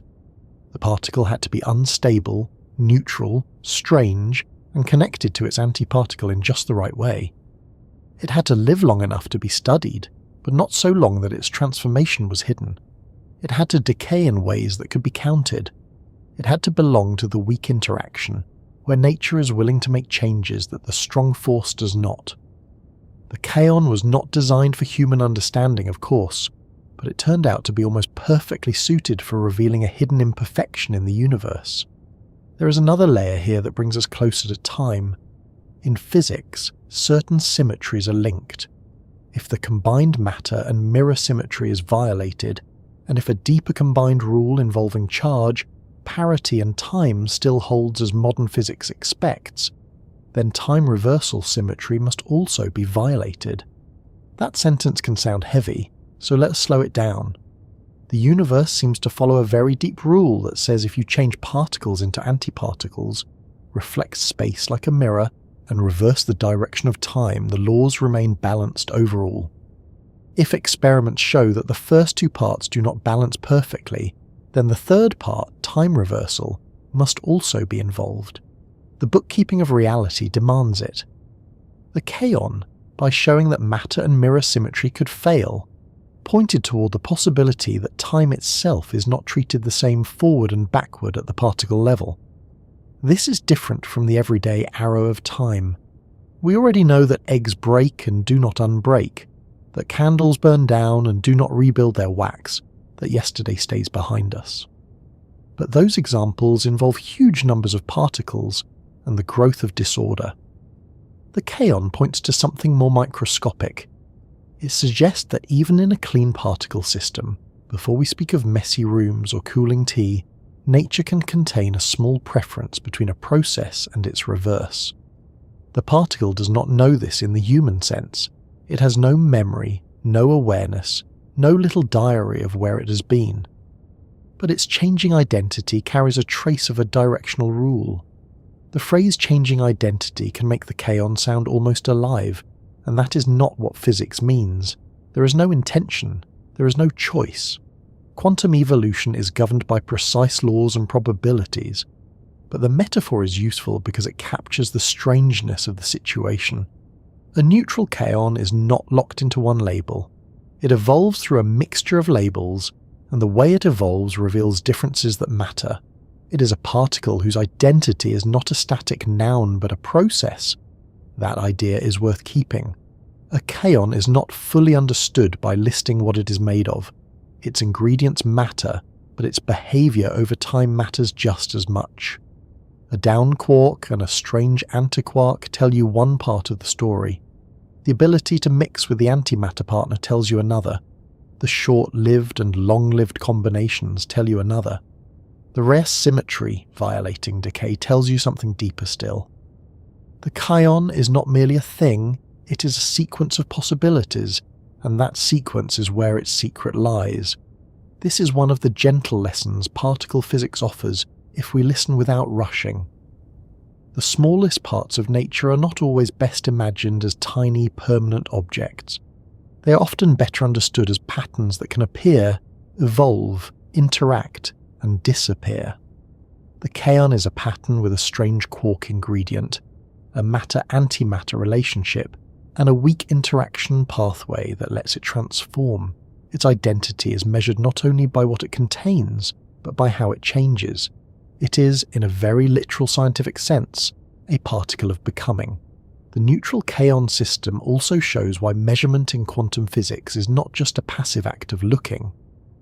When a kaon travels, it carries a quantum state that may contain a mixture of possibilities. What scientists detect depends on how the particle interacts or decays.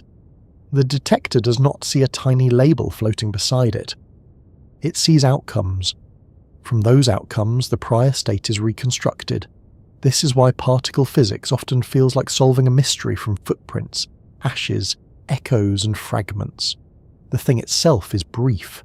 The evidence is everything. Imagine a traveller passing through a snowy field at night. You do not see the traveller. In the morning you see tracks. Some tracks are deep, some are faint, some split, then vanish near the trees. You can infer the path, the weight, maybe even the pace. The kaon leaves tracks of a more abstract kind. It leaves pions, muons, electrons, photons, and other products, depending on how it decays. It leaves timing patterns and statistical differences. The field is not snow, but a detector.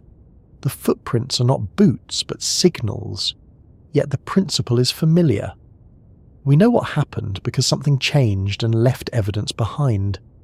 The kaon's identity change is also related to a broader family of particle transformations. Other neutral particles can oscillate too. Certain mesons containing heavier quarks can mix with their antiparticles. Neutrinos, though very different from kaons, also change type as they travel.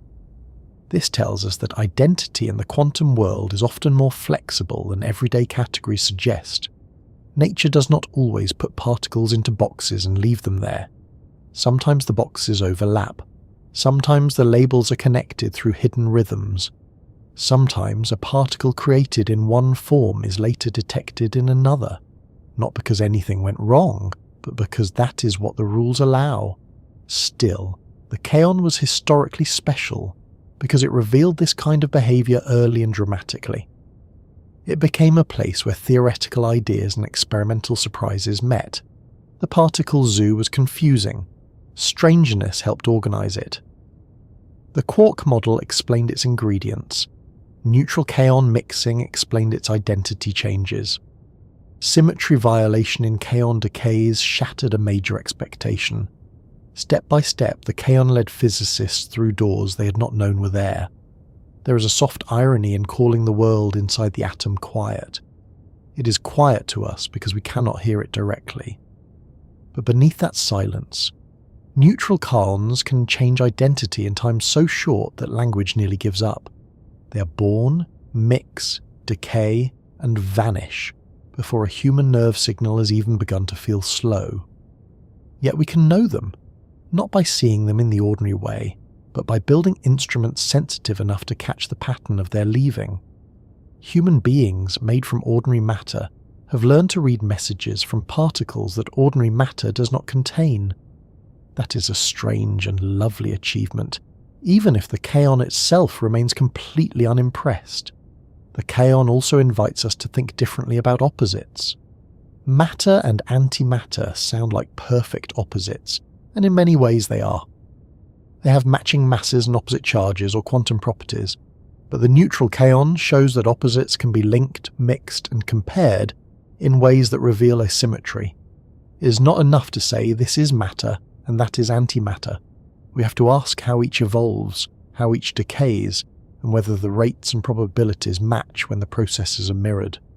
The kaon became a measuring stick for the fairness of nature, and the measurement showed that the fairness was not perfect. This imperfection is small, but it is not a mistake. It is part of the real structure of the weak interaction. Later discoveries in other particles would show related forms of symmetry violation, helping build a fuller picture. But the neutral kaon remains the first great crack in the old expectation. It is the particle that showed physicists the mirror could fail, and once the mirror failed, time itself entered the room in a new way.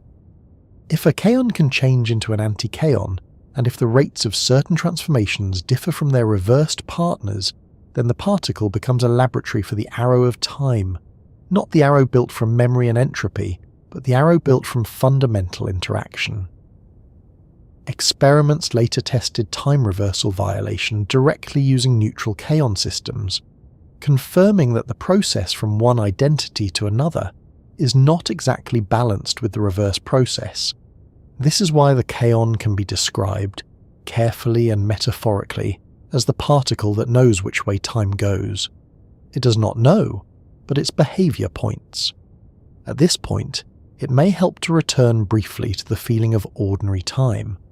When you listen to a quiet narration, each sentence arrives after the one before it. You do not hear the ending first and the greeting last. Your mind receives a sequence and turns it into meaning. The kaon also has a sequence, though not a conscious one. It is created, evolves, mixes, and decays. If physics could simply reverse every detail with no difference, then forward and backward would be perfectly balanced at this level. But the kaon story tells us that the balance is not perfect. The sequence has a slight preference. The order matters. This does not mean we can use kaons to send messages into yesterday or build a small time machine to recover a lost sock. The universe remains quite strict about such things. The time asymmetry in kaon physics is subtle and microscopic. It does not allow us to change the past, but it does deepen the meaning of the arrow of time. It suggests that time direction is not only an emergent feature of large messy systems, though that remains extremely important. It also has roots in the structure of particle interactions. The kaon gives us one of the clearest windows into that hidden root, and yet, even after all this, the kaon remains simple in one respect. It is still a particle with a brief life and measurable decays. The strangeness comes not from being beyond science, but from being perfectly within science while defying ordinary intuition. That is often where the most beautiful mysteries live, not outside explanation, but inside explanation that forces us to stretch. So the particle that changes its identity is not a ghost, not a trick, not a metaphor made real. It is a neutral kaon, a quantum object formed from quark and antiquark ingredients, connected to its antiparticle through the weak interaction, evolving as a mixture of possibilities and revealing itself through decay. It begins as one kind of strangeness and may later show the other. It produces short-lived and long-lived combinations. It breaks a symmetry once thought safe. It points toward time not being perfectly reversible. All of this happens in a world so small and brief that direct imagination cannot enter, but careful measurement can. As we follow this changing identity further, the strange quark itself deserves more attention. It is not just a heavy ingredient tucked inside the kaon. It is the reason kaons belong to the first strange particles, the reason their production and decay seemed mismatched, and the reason physicists had to invent a new property to keep track of what nature was doing. The kaon changes identity because quantum mechanics allows the neutral particle and its antiparticle to mix. But the story of why it was strange in the first place begins with that deeper property called strangeness, a name that sounds playful until one realizes how much of modern particle physics had to grow around it. Strangeness began as a clue before it became a name. That is often how physics works. Scientists do not usually begin with a perfect map of nature and then go out looking for things that match it.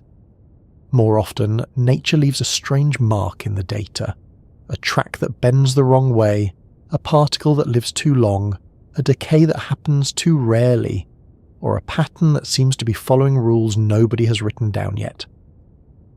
At first, the mark is just an inconvenience. Then it becomes a mystery. Then, if people are patient enough, it becomes a doorway. The strange quark entered physics through such a doorway. It was not discovered in the simple way one might find a coin under a sofa cushion, though that would certainly make particle physics easier and also much cheaper. Instead, it appeared through the behavior of particles that did not fit the old expectations.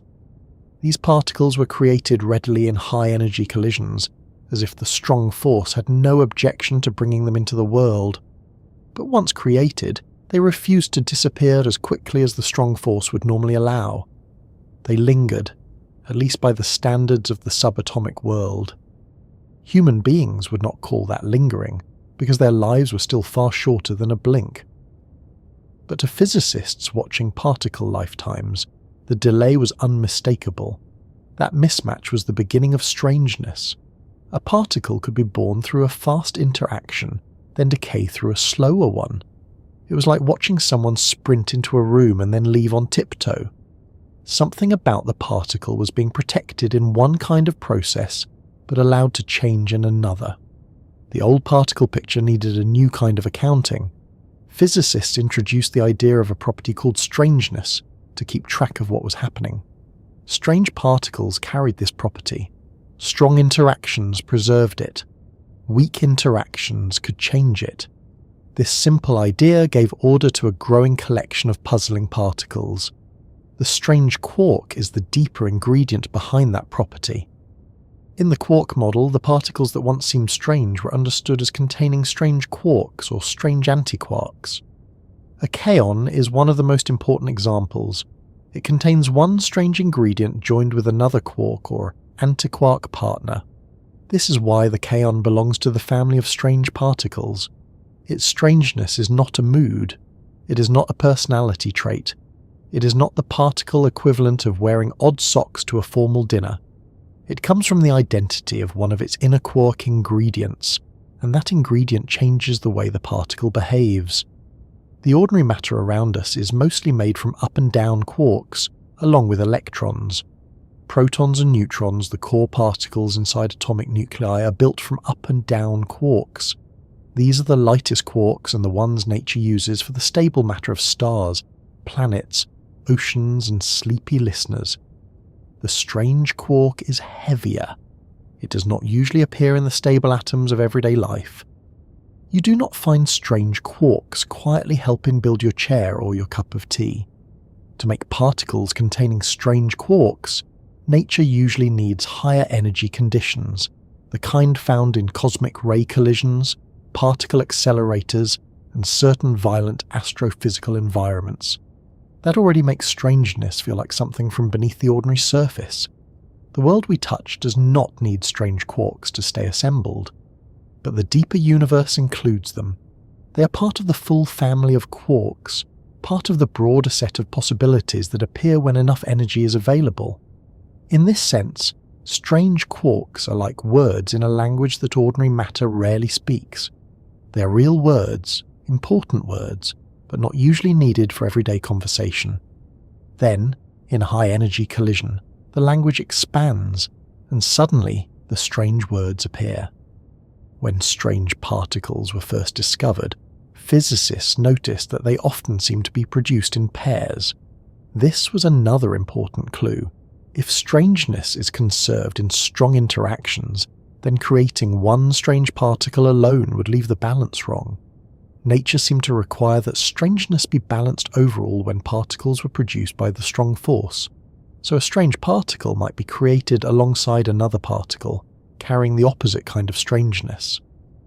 The total bookkeeping stayed balanced. Later, when one of those strange particles decayed through the weak force, strangeness could change.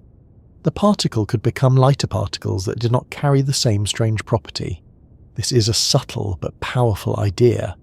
The strong force is like a very strict host at the entrance, checking that certain totals remain balanced before anyone is allowed inside. The weak force, by contrast, has permission to change some of those totals, though it does so more slowly. So the strange particle is born under strict conservation, then later transformed under a different rule. That is why its lifetime stands out. It is not immortal. It is not even remotely long-lived by our standards. But it lasts longer than it would if the strong force could simply erase its strangeness immediately. The kaon lives inside this rule. It is created when energy allows a strange quark or strange antiquark to appear bound with another partner. Because the strong force conserves strangeness, kaons are usually produced in ways that keep the overall balance. But the kaon decays through the weak force, where the strange quark can change into another type of quark. That transformation is the key to the kaon's instability. The strange ingredient cannot stay hidden forever. The weak interaction eventually rewrites the particle into lighter products. The kaon is therefore a brief storage place for strangeness, a little vessel carrying a property that nature protects in one moment and releases in another. The name strangeness may sound playful now, but at the time it was a serious response to real confusion. The mid-20th century was a period when new particles were appearing so quickly that the old framework began to feel overcrowded. Pions, kaons, lambdas, sigmas and other particles filled the experimental record. Some were found in cosmic ray events. Others were produced in accelerators. There were too many to treat as unrelated fundamental building blocks. The situation was messy, like a drawer full of keys when none of them are labelled, and several of them seemed to open doors you did not know your house had. The quark model made sense of the mess. It showed that many of these particles could be understood as combinations of a smaller set of quarks. The strange quark became one of those building blocks. Particles containing strange quarks belong to a pattern. Their masses, charges, and decay behaviours could be organised. The zoo began to look less like chaos and more like a family tree. The kaon found its place as a meson made from a quark and an antiquark, with one strange ingredient. The lambda particle found its place as a baryon containing a strange quark along with lighter quarks. Other strange particles could be classified as well. Strangeness became a structural feature of matter under high energy conditions. There is a gentle lesson in that. Sometimes a strange observation is not a problem to be brushed aside. It is the sign of a larger order. The first strange particles seemed inconvenient because they did not behave as expected. But that inconvenience guided physicists toward quarks, flavour, conservation rules, and the structure of the strong and weak interactions. The strange quark did not just add one more item to the list of particles. It helped reveal that the list itself had a hidden grammar. To understand that grammar, we need to talk a little more about quark flavour. Flavor is the name physicists use for the different types of quarks. There are 6 known flavors, but ordinary matter mainly uses the 2 lightest.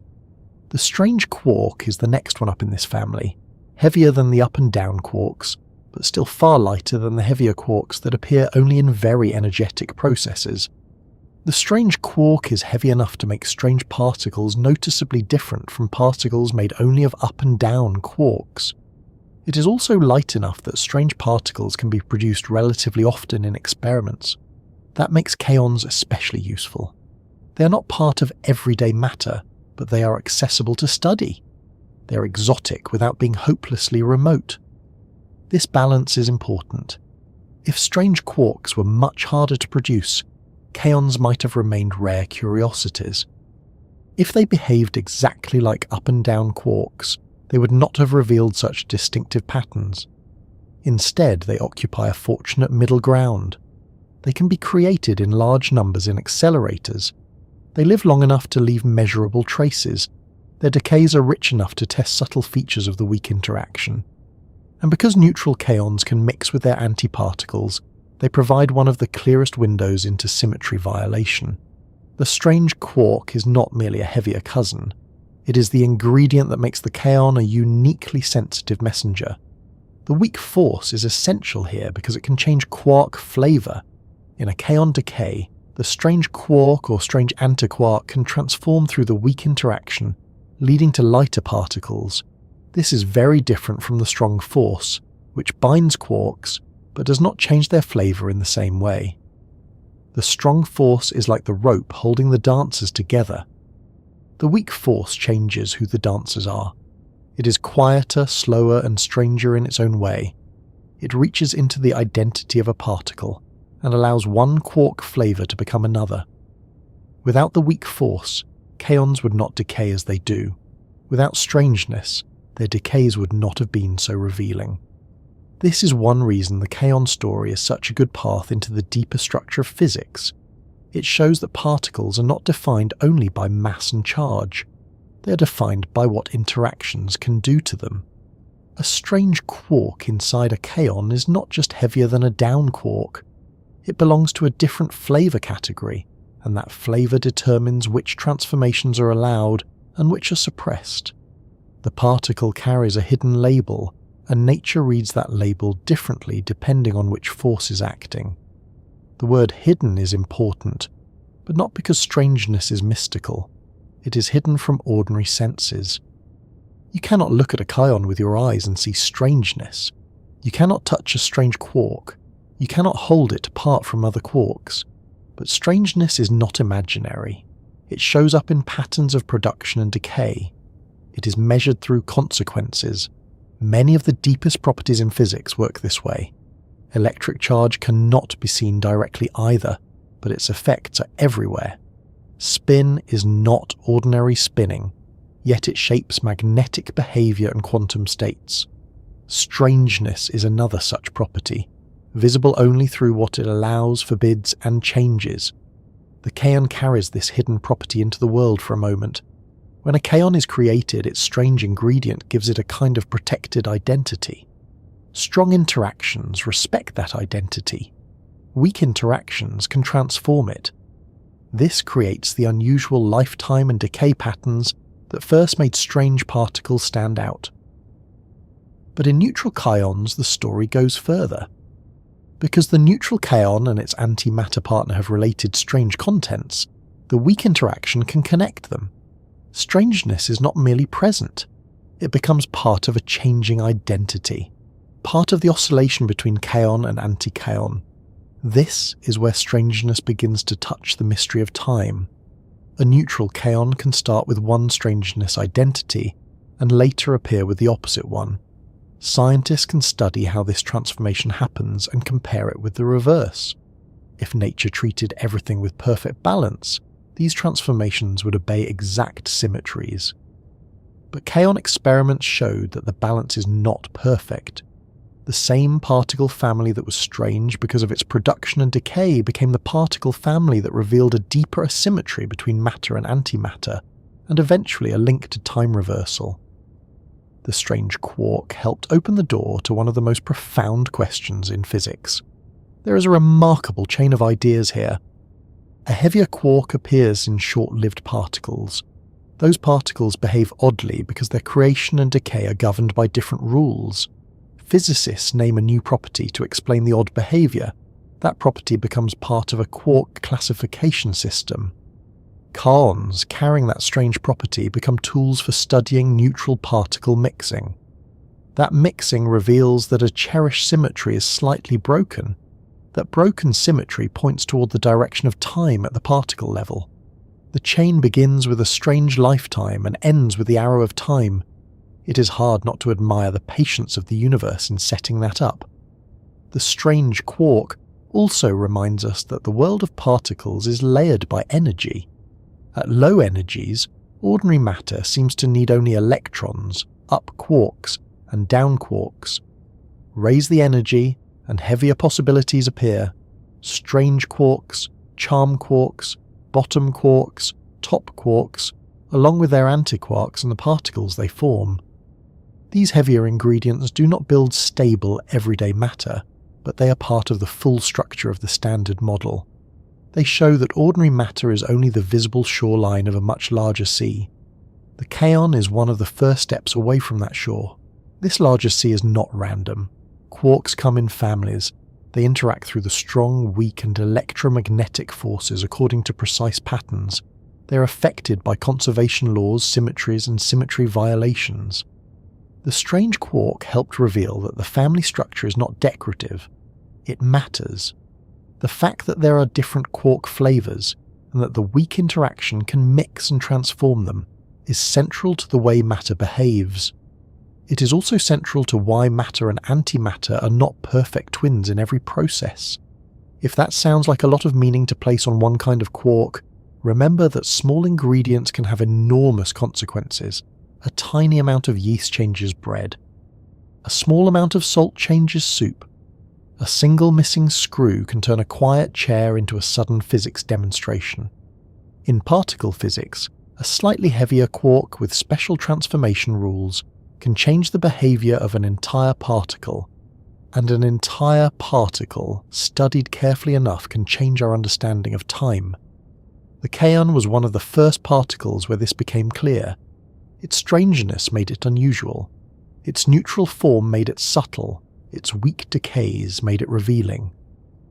When physicists studied kaons, they were not simply cataloguing another particle. They were probing how the universe handles identity, difference, and transformation. The strange quark was the handle that allowed those questions to be asked. There is also an almost poetic, but still very concrete, contrast between the word strange and the precision of the science behind it. The name sounds loose, but the concept became exact. Strangeness was assigned, conserved in some processes, changed in others, and tied to quark content. It helped predict and classify particles. It gave physicists a way to understand why certain events were common and others rare. It began as a word for confusion and became a tool of clarity. That transformation is one of the quiet pleasures of science. A mystery is not erased by being named. It is prepared for understanding. Still, the name continues to carry a little of the original surprise. Strange particles were strange because they did not behave according to the simplest expectation. The strange quark remains strange because it is not part of ordinary stable matter, yet it is close enough to ordinary matter to appear in accessible experiments. It is both familiar and unfamiliar, near and distant, part of the same quark family as the ingredients of protons and neutrons, yet responsible for particles that live and decay differently. That in-between quality is part of what makes the Kaon so fascinating. It is not completely alien. It is a cousin of ordinary matter with a secret.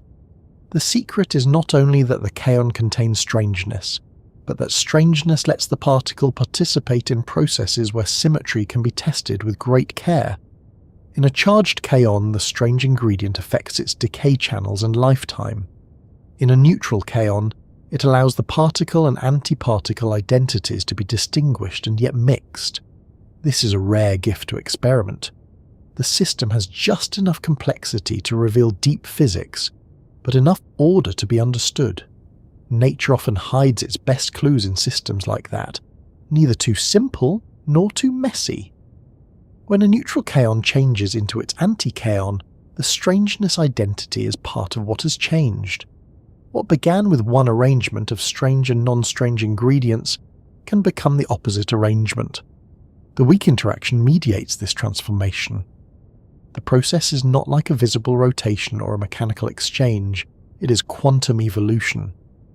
But by studying the rates and outcomes, physicists can learn whether the transformation from kaon to anti-kaon is perfectly balanced with the reverse. That question becomes a way of asking whether time reversal symmetry holds. This is why strangeness is not merely background information. It is central to the whole story. Without the strange quark, there is no kaon as we mean it. Without kaons, the first discovery of this particular matter-antimatter mirror violation would have happened differently, perhaps later, perhaps in another system. Without that discovery, the path toward understanding time asymmetry at the particle level would have been less direct. The strange quark is one of the small hinges on which a large door turned. As we think about this, it may help to return to the quiet room around us. Everything familiar seems still. The atoms in the walls contain up and down quarks, electrons, and the stable patterns of ordinary matter. Strange quarks are absent from that calm structure. Yet in accelerators and cosmic ray events, nature briefly opens a deeper menu. Strange quarks appear. Kaons form. Their short lives are measured. Their identities mix. Their decays reveal small violations of symmetry. From the stillness of ordinary matter, science reaches into the fleeting world of strange matter and brings back a message about the direction of time. That is the beauty of the kaon. It is not part of the daily world, but it explains something about the daily world that the daily world alone cannot easily reveal. We experience time moving forward. We see disorder grow. We remember the past. But the kaon shows that beneath those large-scale experiences, the microscopic laws themselves may contain a slight arrow. The strange quark helped make that arrow visible. It gave the kaon its unusual role, its strange lifetime, its mixing behaviour, and its place in the history of symmetry breaking. So strangeness is more than a label. It is a sign that nature has layers of identity beneath the obvious ones. A particle may carry electric charge or no charge, mass or spin, but it may also carry a flavour property that changes how it is produced, how it decays, and how it participates in the deeper balance between matter and antimatter. The kaon carries that property briefly, like a traveller carrying a sealed letter across a border. The letter is opened only when the particle decays, and what it says is that the laws are not perfectly symmetrical. The next part of the journey follows that letter more closely. Once strangeness gave physicists a way to understand kaons, the kaon became a test of one of the grandest expectations in physics, the idea that nature should look the same under certain deep transformations, swap matter with antimatter. Reflect the world in a mirror, run the comparison carefully. For a while, it seemed that this combined symmetry might be safe, even after simpler mirror symmetry had failed. But the strange little kaon, born from a strange quark and living just long enough to be counted, had a quieter answer waiting in its decays. For a long time, physicists carried a very comforting belief about nature. They believed that beneath the messiness of the everyday world, beneath broken cups and cooling tea and all the little accidents that make life interesting, the deepest laws of physics were beautifully symmetrical. If you changed your point of view, the laws would still work. If you moved your laboratory across the room, across the country, or across the galaxy, the same rules would apply. If you turned an experiment around, the rules would not suddenly become shy and refuse to cooperate.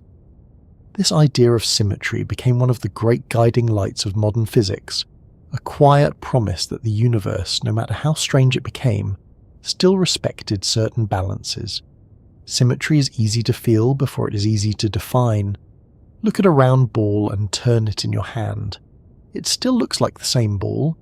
Look at a snowflake and notice how one side answers another, at least until it melts on your glove and becomes a very small disappointment.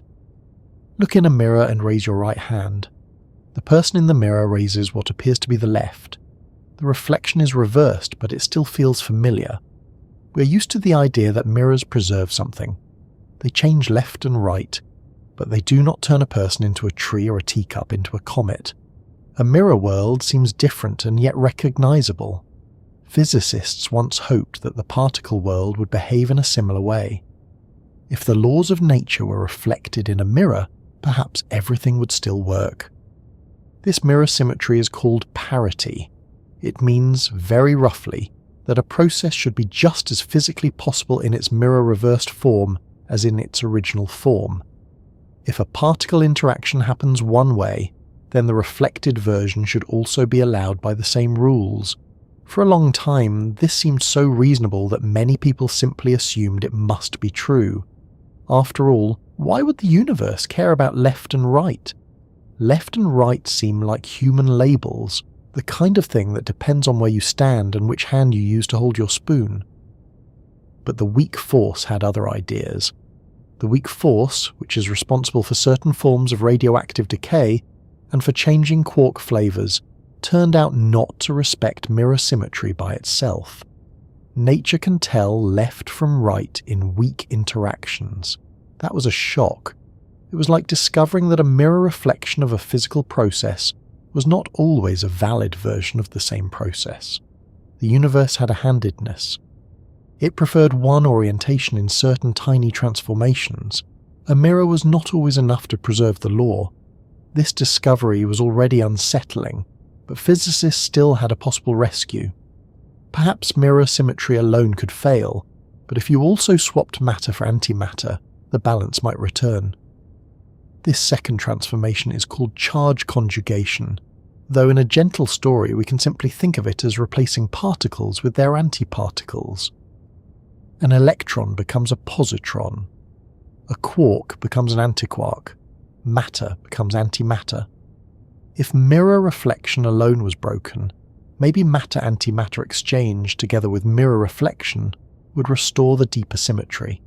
In other words, the universe might not treat left and right equally, and it might not treat matter and antimatter separately in a simple way.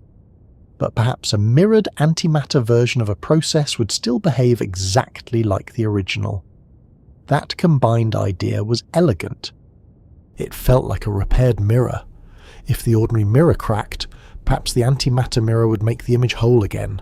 Physicists had good reasons to take it seriously. Symmetry had been a powerful guide, and when one symmetry failed, it was tempting to believe that a deeper one survived beneath it. Nature had already become strange, but maybe not too strange. There was still room for balance. Then came the neutral kaon. The neutral kaon was the perfect particle to test this hope because it was already living between matter and antimatter identities. It could be created as a kaon, and through the weak interaction, it could mix with its antimatter partner. Its identity was not a simple fixed label. It could evolve as a quantum mixture, and because it decayed in different ways, physicists could ask whether the rules separating those decays truly respected the combined symmetry of matter exchange and mirror reflection. The kaon became a small mirror room, a place where nature could be asked whether the reflection was perfect. At first, the expectations seemed clear. Neutral kaons form combinations that behave differently. One combination decays quickly, another lasts longer. These are not long lives by human standards. They are tiny flickers. But compared with one another, the difference is important. The short-lived form and the long-lived form were expected to have different decay patterns if the combined symmetry held. The long-lived form, in particular, should not decay into certain simple pairs of lighter particles called pions. That decay belonged to the wrong symmetry category. It was, according to the clean expectation, not supposed to happen. And for a while, that seemed to be the rule. The long-lived neutral kaon mostly behaved as expected. It avoided the forbidden path. It decayed in other ways. The mirror seemed safe enough. The repaired symmetry seemed to hold. But particle physics is not built only from what happens often. It is also built from what happens rarely, and sometimes the rare event is the one that changes everything. In the 1960s, experiments studying long-lived neutral kaons found that a tiny fraction of them did decay into the kind of pion pair they were not supposed to produce if the combined matter and mirror symmetry were perfect. The effect was small, very small. It was not a dramatic failure where half the particles marched through the wrong door waving banners. It was more like a locked door that opened once in a great while, quietly, just enough to prove it had never truly been locked. The long-lived kaon had revealed that the combined symmetry was not exact. This was the first crack in the mirror. It is hard to overstate how important that crack was. The discovery meant that nature does not treat a process, and its mirrored antimatter version, as perfectly identical. Matter and antimatter are not always exact opposites in the simplest possible sense. The laws contain a tiny imbalance. The kaon had shown that the mirror was not only cracked on the level of left and right, but cracked even after physicists tried to repair it by swapping particles with antiparticles. The symmetry that many had hoped would survive had failed, not loudly, but unmistakably. There is something almost gentle about the way the kaon did this. It did not overturn the table. It did not destroy the theory of particles. It did not announce that everything physicists knew was wrong. Instead, it made a tiny correction with enormous consequences. It said, yes, symmetry is powerful, but not perfect here. It said, yes, matter and antimatter are deeply related, but not interchangeable in every detail. It said, yes, the mirror is useful, but do not trust it completely. That kind of message is very common in science. A theory works beautifully, then one small observation refuses to fit. At first, the observation may look like an experimental error, a nuisance, a loose thread. But if the thread is real and you keep pulling, the fabric changes. The kaon was one of those threads. Its rare decay did not erase symmetry from physics. In fact, symmetry remained more important than ever. But it showed that symmetry breaking could be just as meaningful as symmetry itself. Symmetry breaking is not always destruction. Sometimes it is creation. A perfectly smooth world would have no structure. If everything were exactly the same in every direction and every place, there would be no stars, no planets, no rooms, no listeners, no quiet questions at night. Structure depends on differences. A snowflake has beauty because symmetry and variation meet. Music has feeling because rhythm includes changes. The universe has matter because somewhere, in some deep way, balance was not absolute. The kaon gave physicists a concrete example of a tiny broken balance built into the laws of particle behavior. The discovery also mattered because of the cosmic puzzle of matter and antimatter. In the early universe, matter and antimatter should have appeared together. If they had behaved with perfect equality in every important way, it becomes hard to explain why matter survived in such abundance. Our universe is not made of equal regions of matter and antimatter, at least not as far as observations show. It is overwhelmingly a matter universe. The stars are matter. The planets are matter. We are matter. Antimatter exists, but it is rare. Something must have allowed matter to gain a slight advantage. The kaon did not fully solve that puzzle. The amount of imbalance it revealed is not enough by itself to explain the entire matter-filled cosmos. But it proved something essential. It proved that nature can violate the symmetry between matter and antimatter in real physical processes. Before that, the idea of matter gaining an advantage might have seemed like a desperate theoretical possibility. After the kaon, it became experimentally grounded. The universe was allowed to lean. Not much, but enough to change the conversation. This is why a tiny, rare kaon decay connects to the existence of everything familiar. It is not because kaons built the stars directly. They did not. It is not because kaons fill your body or float around your bedroom in ordinary conditions. They do not. It is because kaons revealed that the rules of nature contain a kind of asymmetry that could help explain why matter was not completely erased by antimatter in the early universe. A particle too brief to notice with the senses helped show why there is a world large enough for senses to exist at all. There is a beautiful humility in that. We often look for the secrets of the universe in the largest places, in galaxies, black holes, cosmic expansion, the deep cold between stars, and those places do hold secrets. But the Kaon shows that the universe also hides its answers in the smallest and briefest events. A rare decay in a laboratory can speak to the survival of matter after the beginning of time. The tiny and the cosmic are not separate stories. They are the same story told at different scales. The mirror crack also changed how physicists thought about time.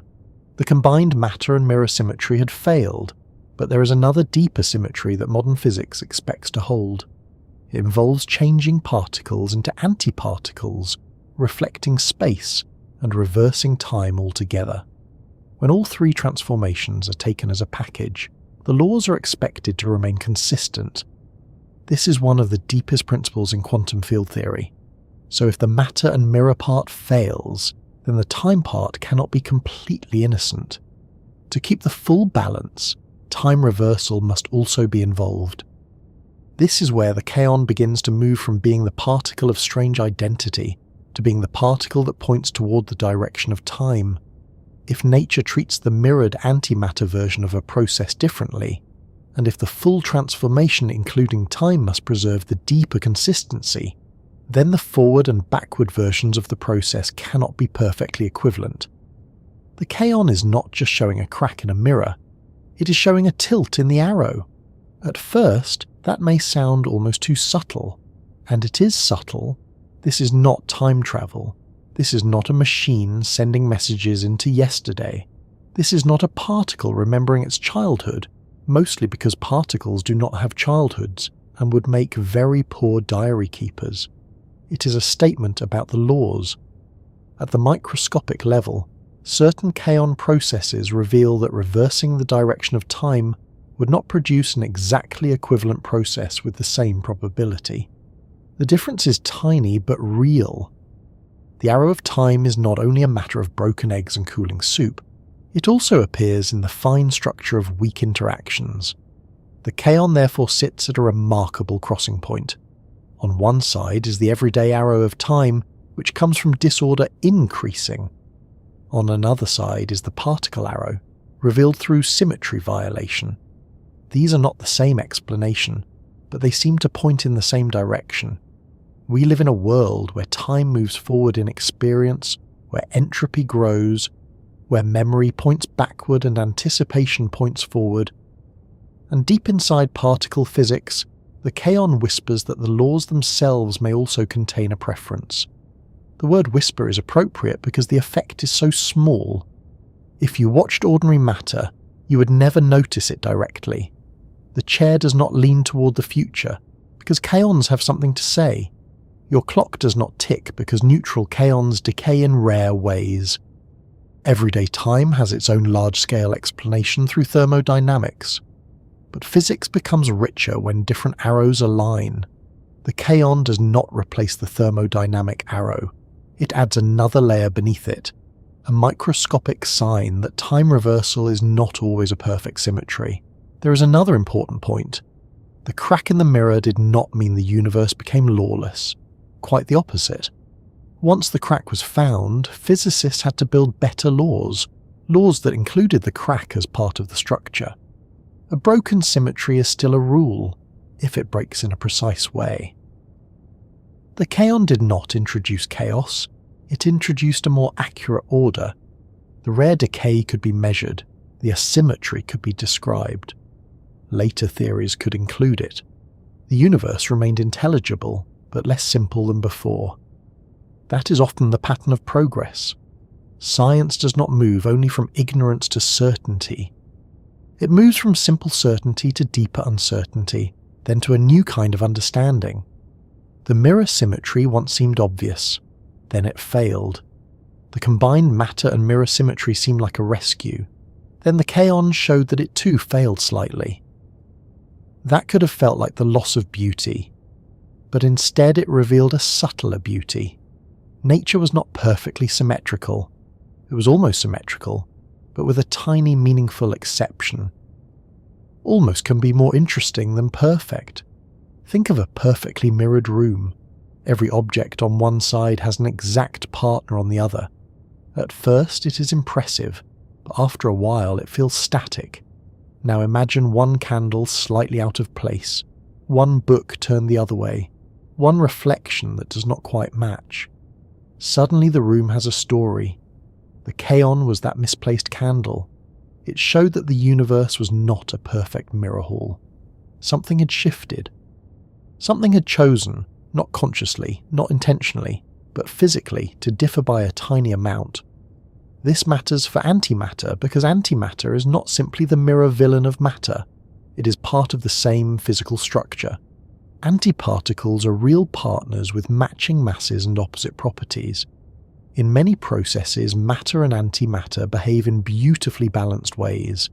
That is why the kaon result was so powerful. It was not saying that all symmetry was gone. It was saying that in one delicate corner under the weak interaction, the balance was imperfect. The rule was not discarded, it was refined.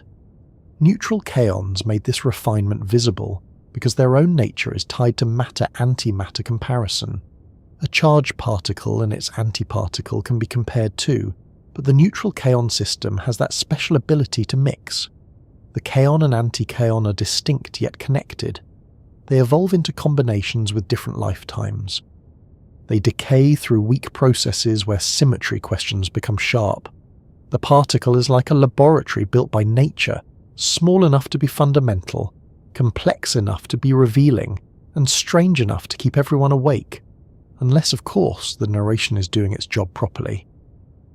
The first crack in the mirror also opened a path toward later discoveries. Other particles containing heavier quarks would eventually show related forms of matter, antimatter symmetry violation. Experiments became more precise. The theory of quark mixing developed. The pattern of weak interactions became clearer, but the kaon remained the original messenger. It was the first to reveal this particular broken symmetry. It was the small particle that told physicists the mirror could lie. And a lying mirror is a profound thing. In daily life, mirrors are trusted without much thought. We use them to straighten a collar, check a sleepy face, or confirm that our hair has chosen its own independent philosophy for the morning. But in physics, a mirror is not just glass. It is a transformation, a question asked of the laws.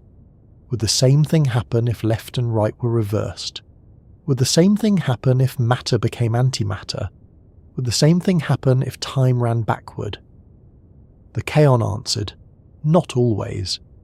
That answer did not come from one particle alone, but from many kaons counted with care.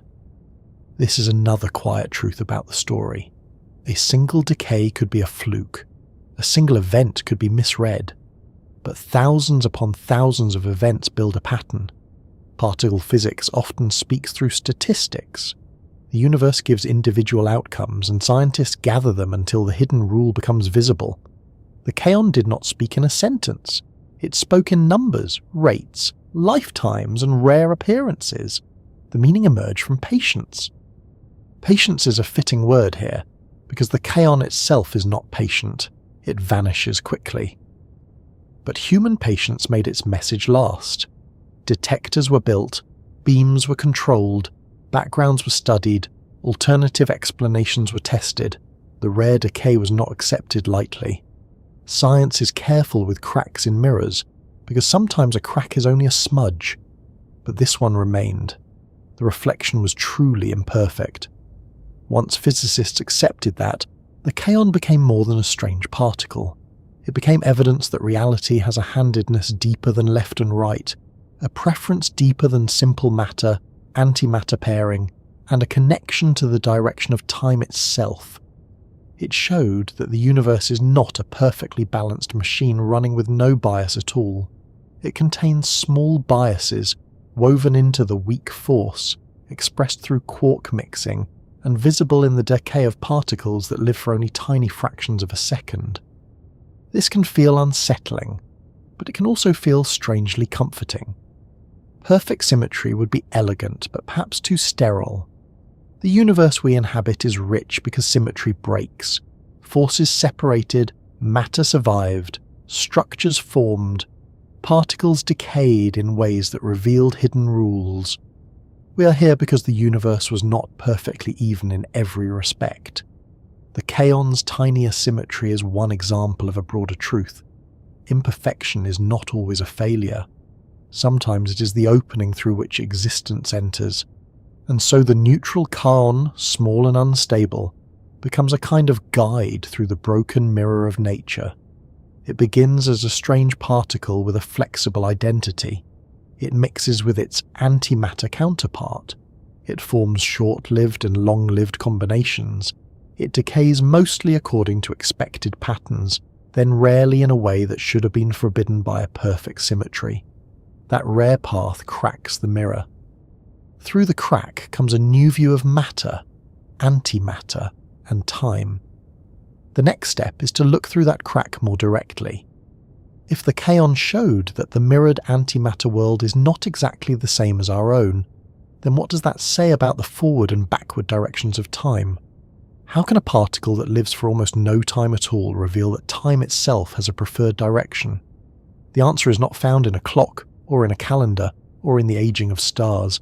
It is found in the comparison between transformation and reverse transformation, in the delicate imbalance between kaon and anti-kaon, and in the quiet fact that when nature plays the film backward at the deepest level, not every frame matches the one we expected. To ask why kaons may know which way time points, we have to be careful with the word know. A kaon does not know anything in the way a person knows the smell of rain, the sound of a familiar voice, or the particular disappointment of finding that the biscuit tin is empty. It has no mind, no memory, no intention, no tiny wristwatch, and no private opinion about tomorrow. When physicists say that kaons reveal the direction of time, they mean something more precise and more subtle. They mean that the behavior of these particles gives evidence that nature is not perfectly unchanged when certain processes are reversed in time.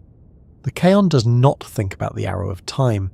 It simply follows the laws, and the laws leave a mark. This mark is small, very small. It does not show up when you watch a clock on the wall or listen to rain against the window. It does not explain why your tea cools, why a candle burns down, or why yesterday is always behind you. Those everyday experiences belong mainly to the thermodynamic arrow of time, the great rule that disorder tends to increase and energy tends to spread out. But the kaon points to something different. It points to time direction inside the microscopic rules of particle physics. Not in the messy world of billions upon billions of atoms, but in the delicate comparison between a particle transformation and its reverse. That is what makes the kaon so fascinating. It brings the arrow of time down from the scale of broken eggs and aging stars into the scale of quarks, antimatter, and weak interactions. It suggests that time is not only something that emerges when large systems become messy. There is also a tiny asymmetry hidden in the way certain particles change, and the neutral kaon, with its strange quark, its antimatter partner, and its shifting identity, became one of the first particles able to show that asymmetry clearly. To feel why this is surprising, imagine filming a simple physical event. A ball rolls across a smooth floor. If you play the film backward, the motion still looks possible. The ball rolls the other way. Nothing obviously illegal has happened. If there is no friction, no sound, no heat, and no messy details, the reversed motion can satisfy the same basic rules. Many fundamental laws have this quality. At a very simple level, they do not care whether the film runs forward or backward. A particle moves this way. Reverse the velocities, run the mathematics the other way, and the process still makes sense. Now film something messier. A glass falls and shatters. Play that backward, and the shards leap together into a whole glass that jumps back onto the table. The basic microscopic motions are still not impossible in a strict mathematical sense, but as an everyday event it is absurdly unlikely. The reason is probability. There are many more ways for glass pieces to be scattered than for every piece to line up perfectly again. That is the ordinary arrow of time. The future is the direction in which disorder usually increases. The past is the direction from which the more ordered state came. This is why kitchens become messy more easily than they become clean, a fact that has been independently confirmed by anyone who has ever cooked pasta. For a long time, this kind of explanation seemed enough. Time had a direction because large systems move from lower disorder to higher disorder. The deep microscopic rules might be reversible, but once you have many particles together, probability creates a strong one-way flow. That is still true and still very important. But kaons add another layer. They show that some microscopic laws themselves are not perfectly symmetrical under time reversal. Even before we talk about spilled milk or scattered dust, there are particle processes where the forward direction and backward direction do not match exactly. This is a very different idea. It is not about a complicated object becoming messy. It is about a clean particle system changing from one identity to another. In the neutral kaon system, scientists can compare transformations involving kaons and antikaons.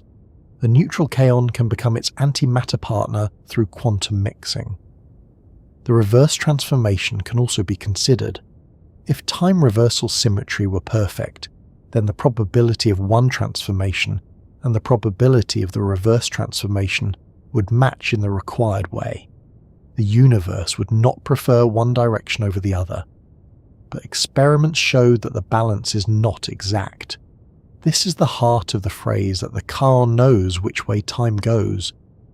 The kaon system behaves as if the forward process and the backward process are not mirror perfect in time. One direction is favoured over the other by a tiny amount. Not enough to notice in daily life. Not enough to make a clock tick faster or slower, but enough to prove that at the particle level time reversal is not always an exact symmetry. The idea is delicate, so let us approach it slowly. A neutral kaon and its antimatter partner are connected. They can mix. You can think of them as two possible identities in a quantum system.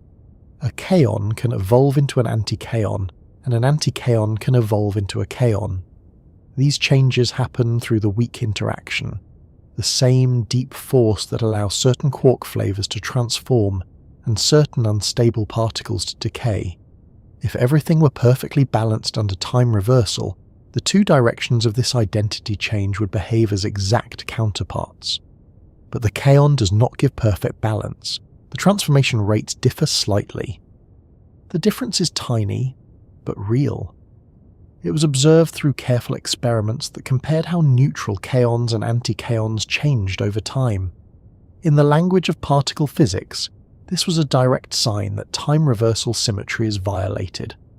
In gentler words, when nature runs this particular microscopic process forward, it is not exactly the same as running the reversed process backward. This may sound like a technical detail, but it changes the emotional shape of time. We usually think time points forward because our world is large, warm, and full of disorder. The kaon says something more intimate. It says that even in the hidden world of particle identity, the forward and backward directions are not always interchangeable. The arrow is not only painted across the sky by expanding galaxies, or written into the cooling of a cup of tea. It is also etched very faintly into the behaviour of a strange little particle. There is a deep connection here to the broken mirror we met earlier. The kaon first show that the combined symmetry of matter exchange and mirror reflection is not perfect. That was already startling. If you make an antimatter version of a process and reflect it as if in a mirror, nature does not always give the exact same result. But physics also rests on a deeper combined symmetry involving matter exchange, mirror reflection, and time reversal altogether. When all three are taken together, the laws are expected to preserve a fundamental consistency. So if the matter and mirror part is violated, the time part must also be affected. The kaon did not merely crack the mirror, it led physicists to the clock behind the mirror. There is something almost theatrical about that. though the experiment itself was not theatrical in the everyday sense. No one watched a tiny arrow appear above the particle. No detector flashed the words, "Time goes this way," which would have been convenient but not very scientific. Instead, the evidence came from lifetimes, decay products, transformation probabilities, and comparisons between particle states. It came from patient counting. It came from building experiments that could distinguish a kaon changing into an antikaon from an antikaon changing into a kaon. The arrow was found not by looking at a clock but by measuring imbalance. This is one of the quiet strengths of physics. It can turn a philosophical question into an experimental one. Does time have a preferred direction at the microscopic level? That sounds like the kind of question one might ask while staring out a window late at night, perhaps while holding a mug of something warm and wondering whether tomorrow will be less busy. But with kaons, the question becomes something a detector can help answer. Make the particles, let them travel, measure how they transform, compare the directions, count carefully. The answer is hidden in the difference. Of course, the difference is not the whole story of time. We should not pretend that kaons explain every mystery of temporal experience. They do not explain why consciousness feels like a moving present. They do not explain why memories form in one direction. They do not explain why the early universe began in a low disorder state. They do not give us a machine for visiting last Tuesday, which is probably for the best, because last Tuesday may not have been ready for visitors. The kaon gives one piece of the time puzzle, but it is a powerful piece because it shows that time asymmetry exists in fundamental particle behavior. This makes the kaon different from ordinary examples of irreversibility. When a cup of tea cools, the molecules of tea and air are sharing energy. The heat spreads out. The process is practically irreversible because the reverse would require an unbelievable coordination of countless molecular motions. That is a matter of probability in a large system. But when a neutral kaon changes identity, we are dealing with a much smaller system. The asymmetry is not simply because there are too many particles to track. It is built into the weak interaction itself. The process and its time reverse are not equal in the same way. That is why the kaon is so important. It separates two kinds of time direction. One is the time direction of large systems, where order becomes disorder. The other is the time direction in certain microscopic laws, where a process can be slightly more likely than its reverse. The two arrows point the same way in our universe, but they come from different parts of physics. The kaon helps us see the second arrow, the quieter one, the one that would otherwise remain hidden beneath the much louder story of entropy. There is a temptation to imagine this microscopic arrow as a tiny clock inside the kaon. But that picture is not right. The kaon does not contain a little ticking mechanism. It does not measure time. It evolves in time according to quantum rules. Its state changes. Its probability of being detected as one identity or another changes. It decays. The direction appears only when physicists compare the forward and reverse transformations. The arrow is not an object inside the particle. It is a feature of the laws that describe how the particle changes. Think of it like a path through a forest.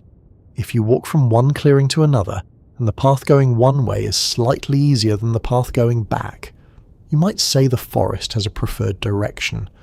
The forest does not know anything. It has no opinion. But its slopes, roots, and hidden mud make one direction different from the other. The neutral kaon system is not a forest, but the feeling is useful. The laws make one transformation, and its reverse slightly unequal. The particle follows the path nature gives it, and the difference tells us that the terrain of time is not perfectly flat. This is also why neutral kaon experiments required such precision. The effect is small enough that careless measurement would miss it. Particle physics is often the science of tiny differences. A million events may look almost balanced, but not quite. The not quite is where the discovery lives. It is similar to hearing a choir sing a chord and noticing that one voice is barely off pitch. Most people might hear only the general harmony. A trained ear catches the difference. In the Kaon system, the trained ear was built from detectors, accelerators, data analysis, and years of careful work. The result is not only a statement about kaons, it is a statement about nature. The weak interaction, the force that handles these changes, does not treat all directions in time with perfect equality.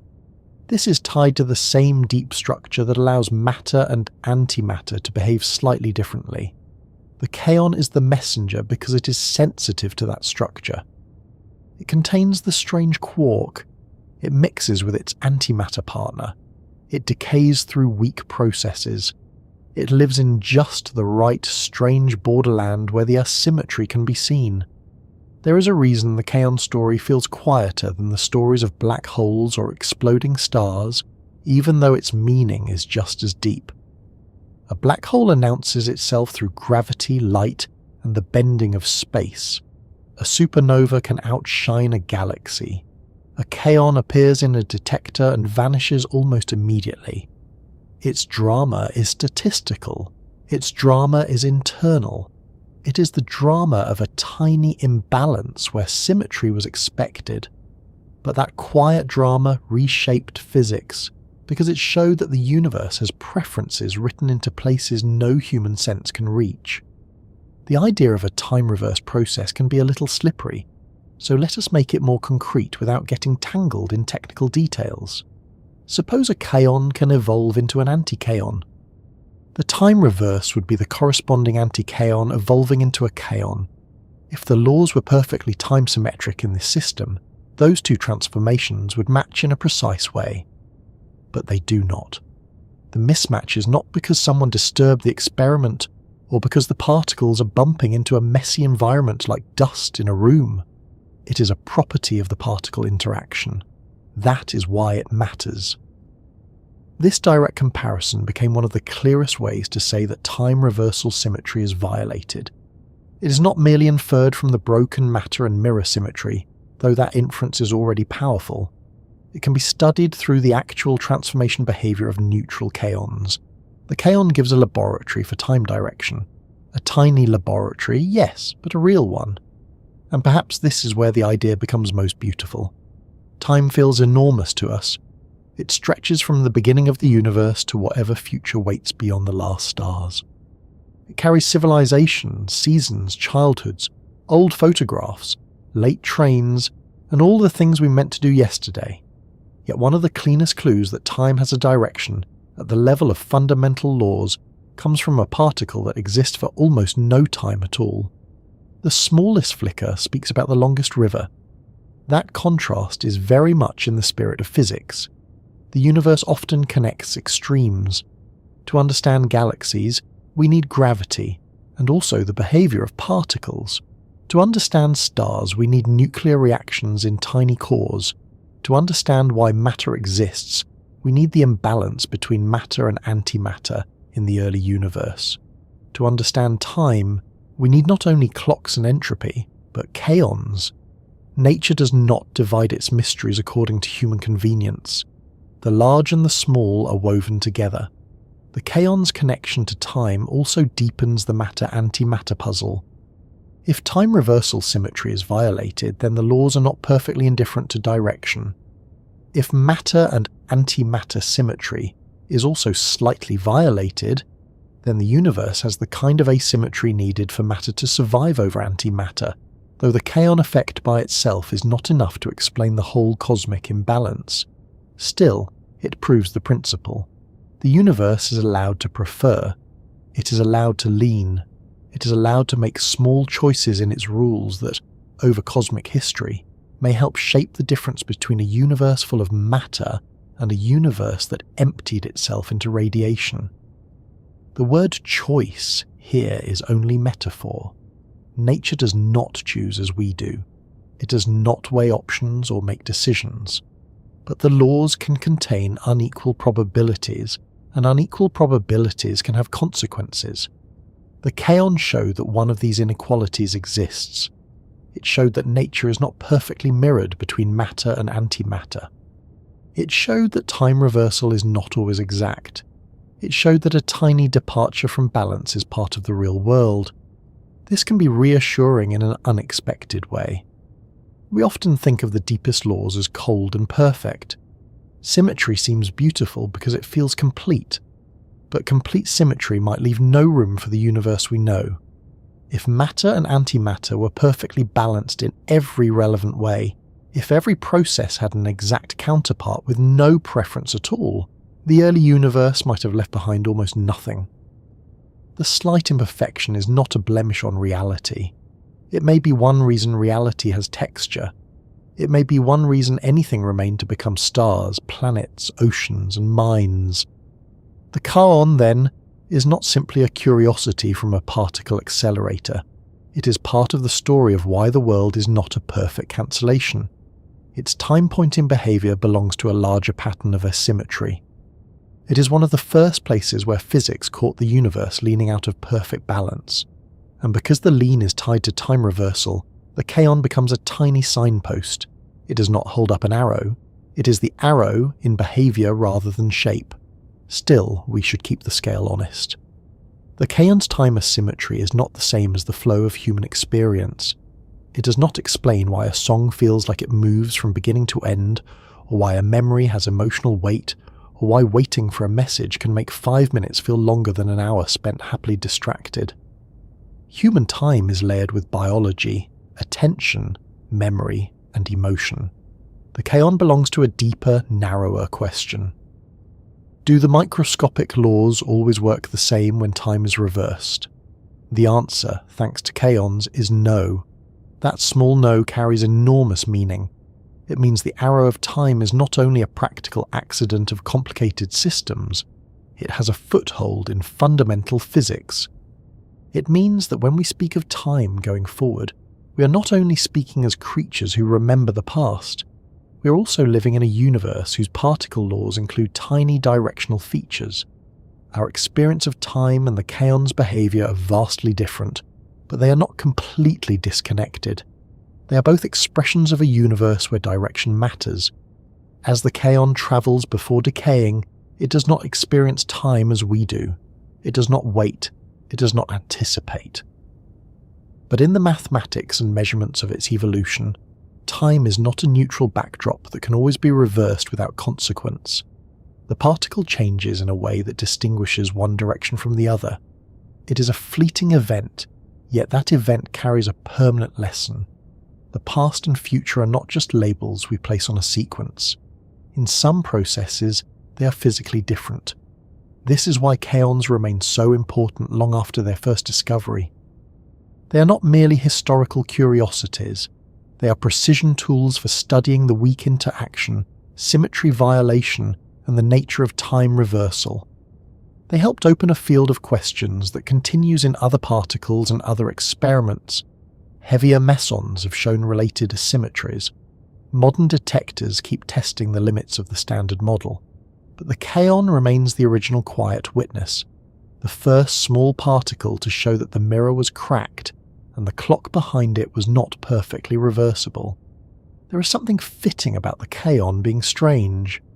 A normal particle might have been too simple for this role. A stable particle might not have revealed enough change. A charged particle might not have mixed with its antiparticle in the same delicate way. The kaon needed its strangeness, its neutral identity, its weak decay, its ability to oscillate, and its rare asymmetries. Every odd feature that once made it confusing became part of why it was useful. The particle that did not quite fit became the particle that showed the fit was never perfect, and perhaps that is the broader lesson. Nature often reveals itself through exceptions. The thing that behaves oddly forces us to look again.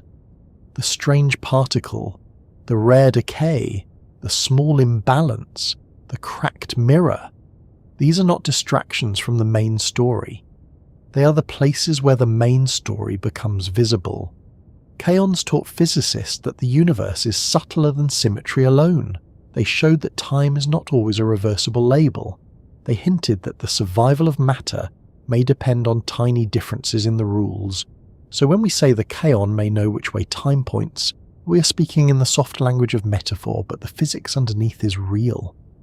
The neutral kaon system reveals that the transformation from one identity to another and the reverse transformation are not perfectly equal. This is time reversal violation. It is a microscopic arrow. It does not tick like a clock or flow like a river. It appears as a difference in probability, a small preference in the weak interaction, a sign that forward and backward are not always interchangeable.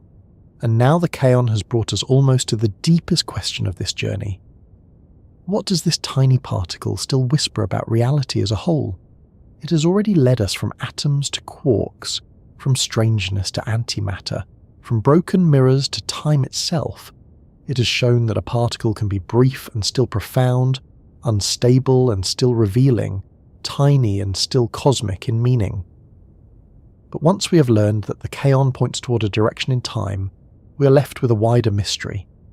Why does the universe contain these asymmetries at all? And what do they tell us about the kind of reality we're living inside? By the time we reach the end of the kaon story, it no longer feels like just another particle. It is still tiny, still unstable, still far removed from the ordinary world of cups, windows, blankets, and late-night clocks. It still appears only briefly in high-energy events and vanishes into other particles before any human sense could ever notice it. But after following it inward, through atoms, quarks, antimatter, strangeness, identity change, broken mirrors, and the direction of time, the kaon begins to feel like a small messenger from the deeper grammar of reality. Not a messenger with a voice, of course. Nature is rarely that convenient. The kaon whispers through probabilities, through rare decays, through tiny imbalances, through the careful counting of events that almost, but not quite, cancel each other out. That phrase, almost but not quite, may be one of the most important phrases in all of physics. So much of the universe seems to depend on it. The early universe was almost smooth, but not quite, and from those small, uneven places came galaxies, stars, and planets.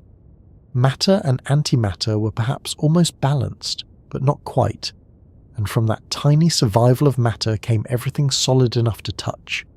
Symmetries are often almost perfect, but not quite, and through the small cracks in them, physicists discover the deeper rules. The kaon belongs to this family of almost perfect things. It reveals a universe that is not chaotic, but also not perfectly mirrored. It is ordered, but with subtle leanings, balanced, but not completely, elegant, but not empty. This is one of the reasons the kaon still matters. It reminds us that perfection is not always the deepest truth. For a long time, physicists expected certain symmetries to hold exactly. A process reflected in a mirror should behave like the original. A process with matter swapped for antimatter should still obey the same balance.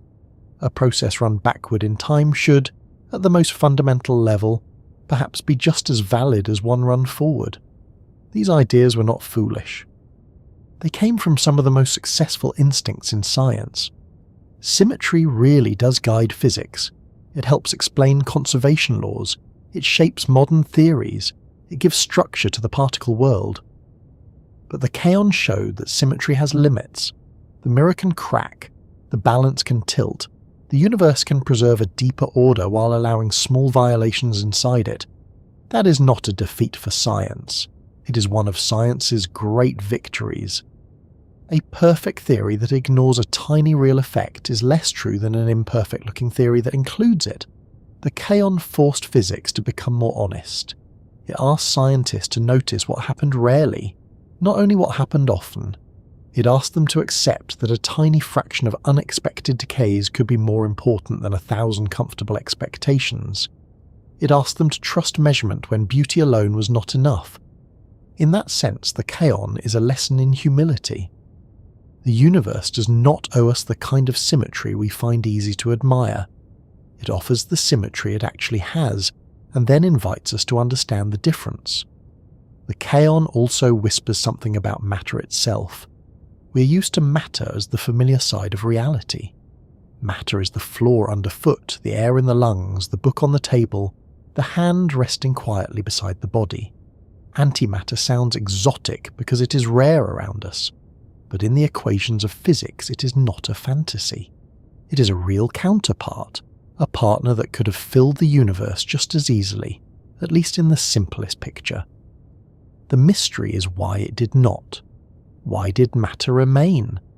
Why did the early universe not cancel itself into light and leave behind no atoms, no stars, no listeners, and no quiet voice talking about kaons in the dark? The kaon does not answer that question completely, but it gives a necessary clue. It shows that matter and antimatter are not treated with perfect equality in every process. The difference is small, and by itself it cannot explain the entire cosmic imbalance, but it proves that the universe allows such differences. That is a powerful thing.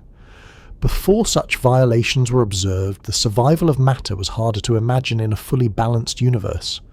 After the Kaon, physicists knew that nature had at least one doorway through which matter and antimatter could part ways. The door was narrow, but it was real. This makes the Kaon feel connected to our own existence in a very indirect but profound way. It did not make the atoms in your body. It did not gather the dust that formed the sun. It did not choose matter over antimatter in the early cosmos. But it revealed the kind of rule-breaking that a matter-filled universe requires. In a sense, the Kaon is one of the particles that helped science understand why there was anything left to build from. Not the full answer, no. Physics is rarely so tidy. But a clue, a crack, a whisper. And the whisper continues when we think about time. Time is so familiar that we forget how strange it is. It is in every plan, every memory, every clock, every birthday, every bedtime. You can waste it, save it, lose it, spend it, measure it, and sometimes feel it dragging its feet through a dull afternoon. But when physicists ask what time really is, the answer becomes slippery. Many fundamental laws seem comfortable when reversed. Much of the everyday arrow of time comes from entropy, from the tendency of energy to spread and disorder to increase. That explanation is powerful and still central. But the Kaon adds another voice to the conversation. It shows that certain microscopic processes are not perfectly time reversible. This does not mean time flows because of kaons. It does not mean kaons push the universe into tomorrow. It does not mean there is a secret kaon clock under reality, politely ticking away while galaxies spin overhead. What it means is subtler. In the neutral kaon system, the transformation from one identity to another and the reverse transformation do not match exactly. The forward and backward directions are not perfectly interchangeable. This is time reversal violation. It is one of the clearest signs that the arrow of time is not only a large-scale feature of messy systems, but also has a tiny footprint in the laws of particle physics. That is a remarkable thought to carry gently. The same time that moves you from waking to sleeping, from childhood to memory, from one breath to the next, also appears as a subtle imbalance in a particle that lives for a fraction of a moment. The human experience of time and the Kaon's time asymmetry are not the same thing. One belongs to mind, memory, biology, and thermodynamics. The other belongs to quantum fields and weak interactions. But they share a universe. They are different expressions of a reality where direction matters. The Kaon also whispers about identity. A neutral Kaon can mix with its antimatter partner. It can begin with one strange identity and later reveal another.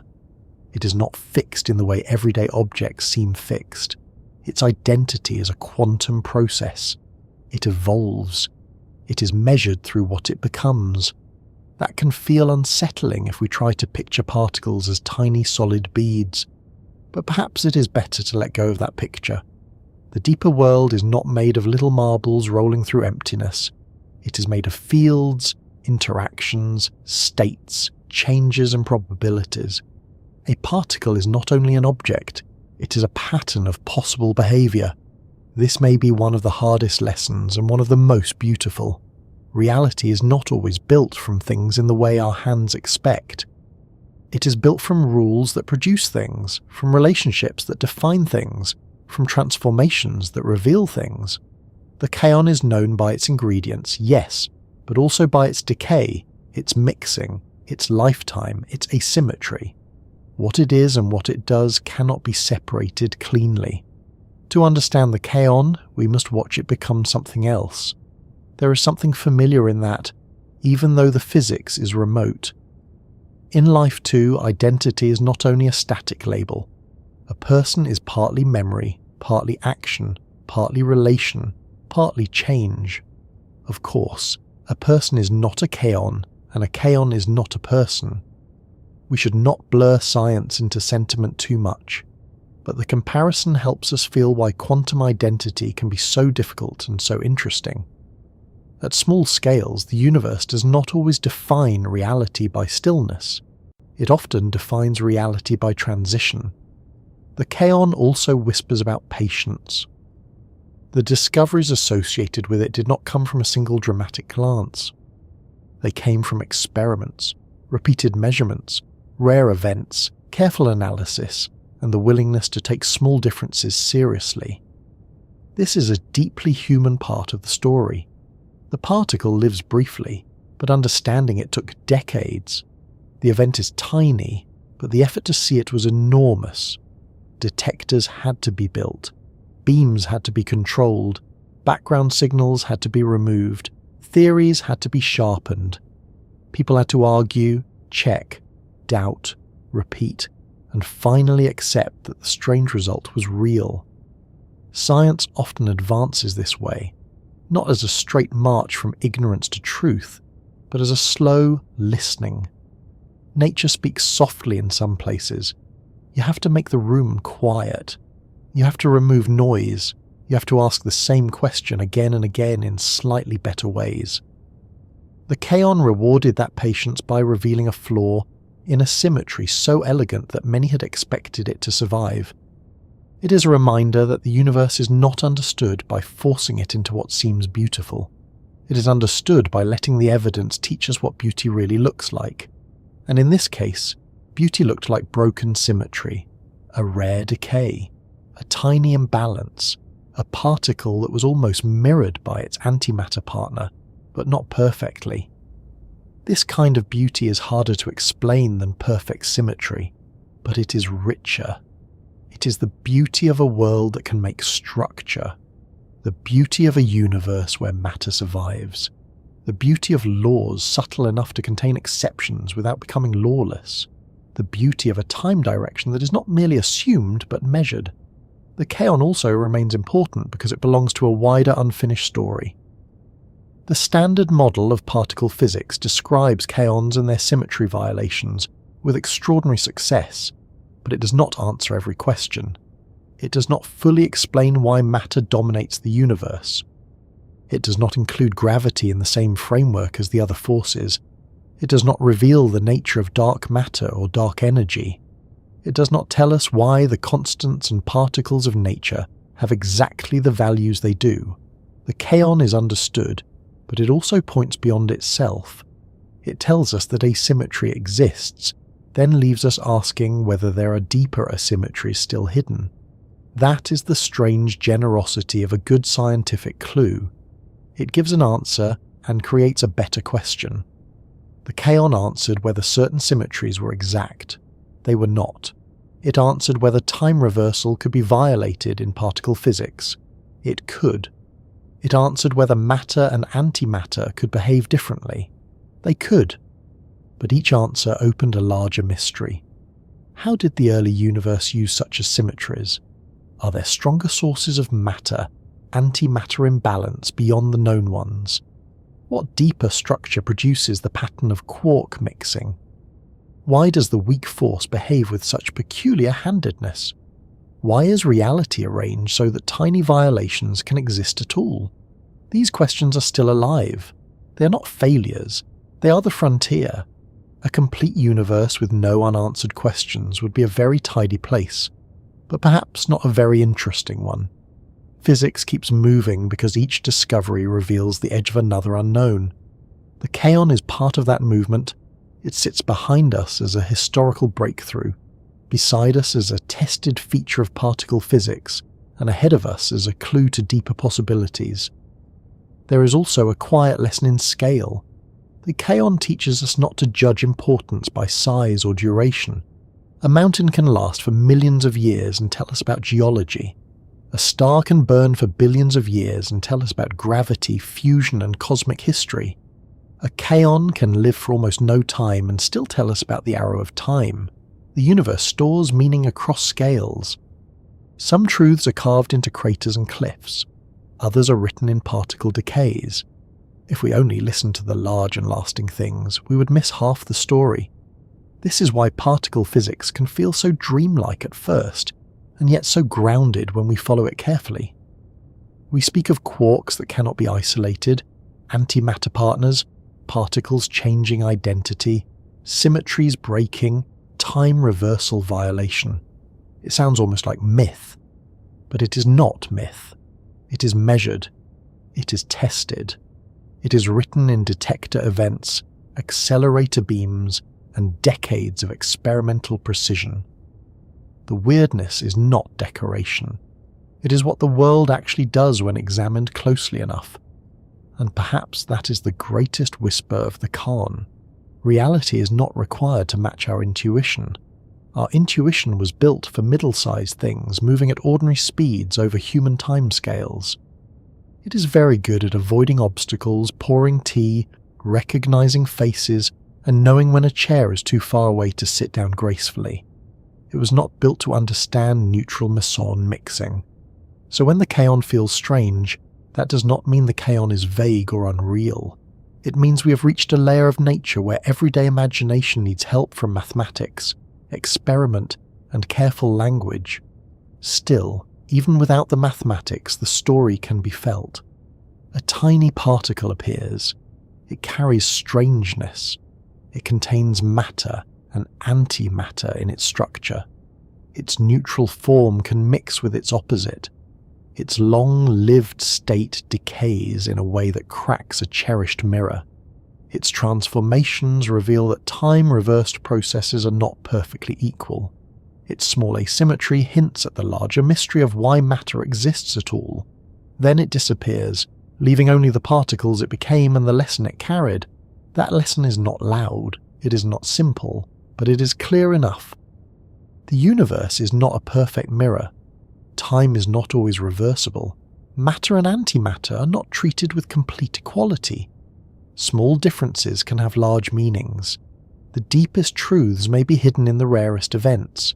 And now, as this quiet journey begins to settle, we can let the Kaon return to the place from which all such particles come in our imagination, the hidden world beneath ordinary matter. Around you, the familiar room remains steady. The walls hold, the air rests. The clock, if there is one nearby, continues its patient work. Nothing in the room seems to depend on a strange particle that flickers into being only in energetic collisions, and yet, somewhere inside the story of why the room exists at all, why matter survived, why time has a direction, why the universe is not a perfect cancellation, the Kaon has left its trace. So perhaps the Kaon is best understood not as a tiny object to picture, but as a tiny clue to follow. It reminds us that reality is layered. It reminds us that the familiar world is built on rules far stranger than familiarity suggests. It reminds us that even the briefest things can reveal lasting truths. And it reminds us that time, which feels so ordinary when we check it on a screen, becomes mysterious again when we ask how the universe itself knows the difference between before and after. If you are still awake, listening from your own little corner of the world, perhaps notice the time now. Maybe it has changed by only a few minutes. Maybe much longer has passed. Maybe the words stretched time out or softened it, or let it slip by unnoticed for a while. That too is part of the strange human side of time. We measure it with clocks, but we live it through attention, memory, and rest. The Kaon shows us another side, a side hidden far beneath experience, where time is measured not by hands on a dial, but by transformations that do not quite balance when reversed.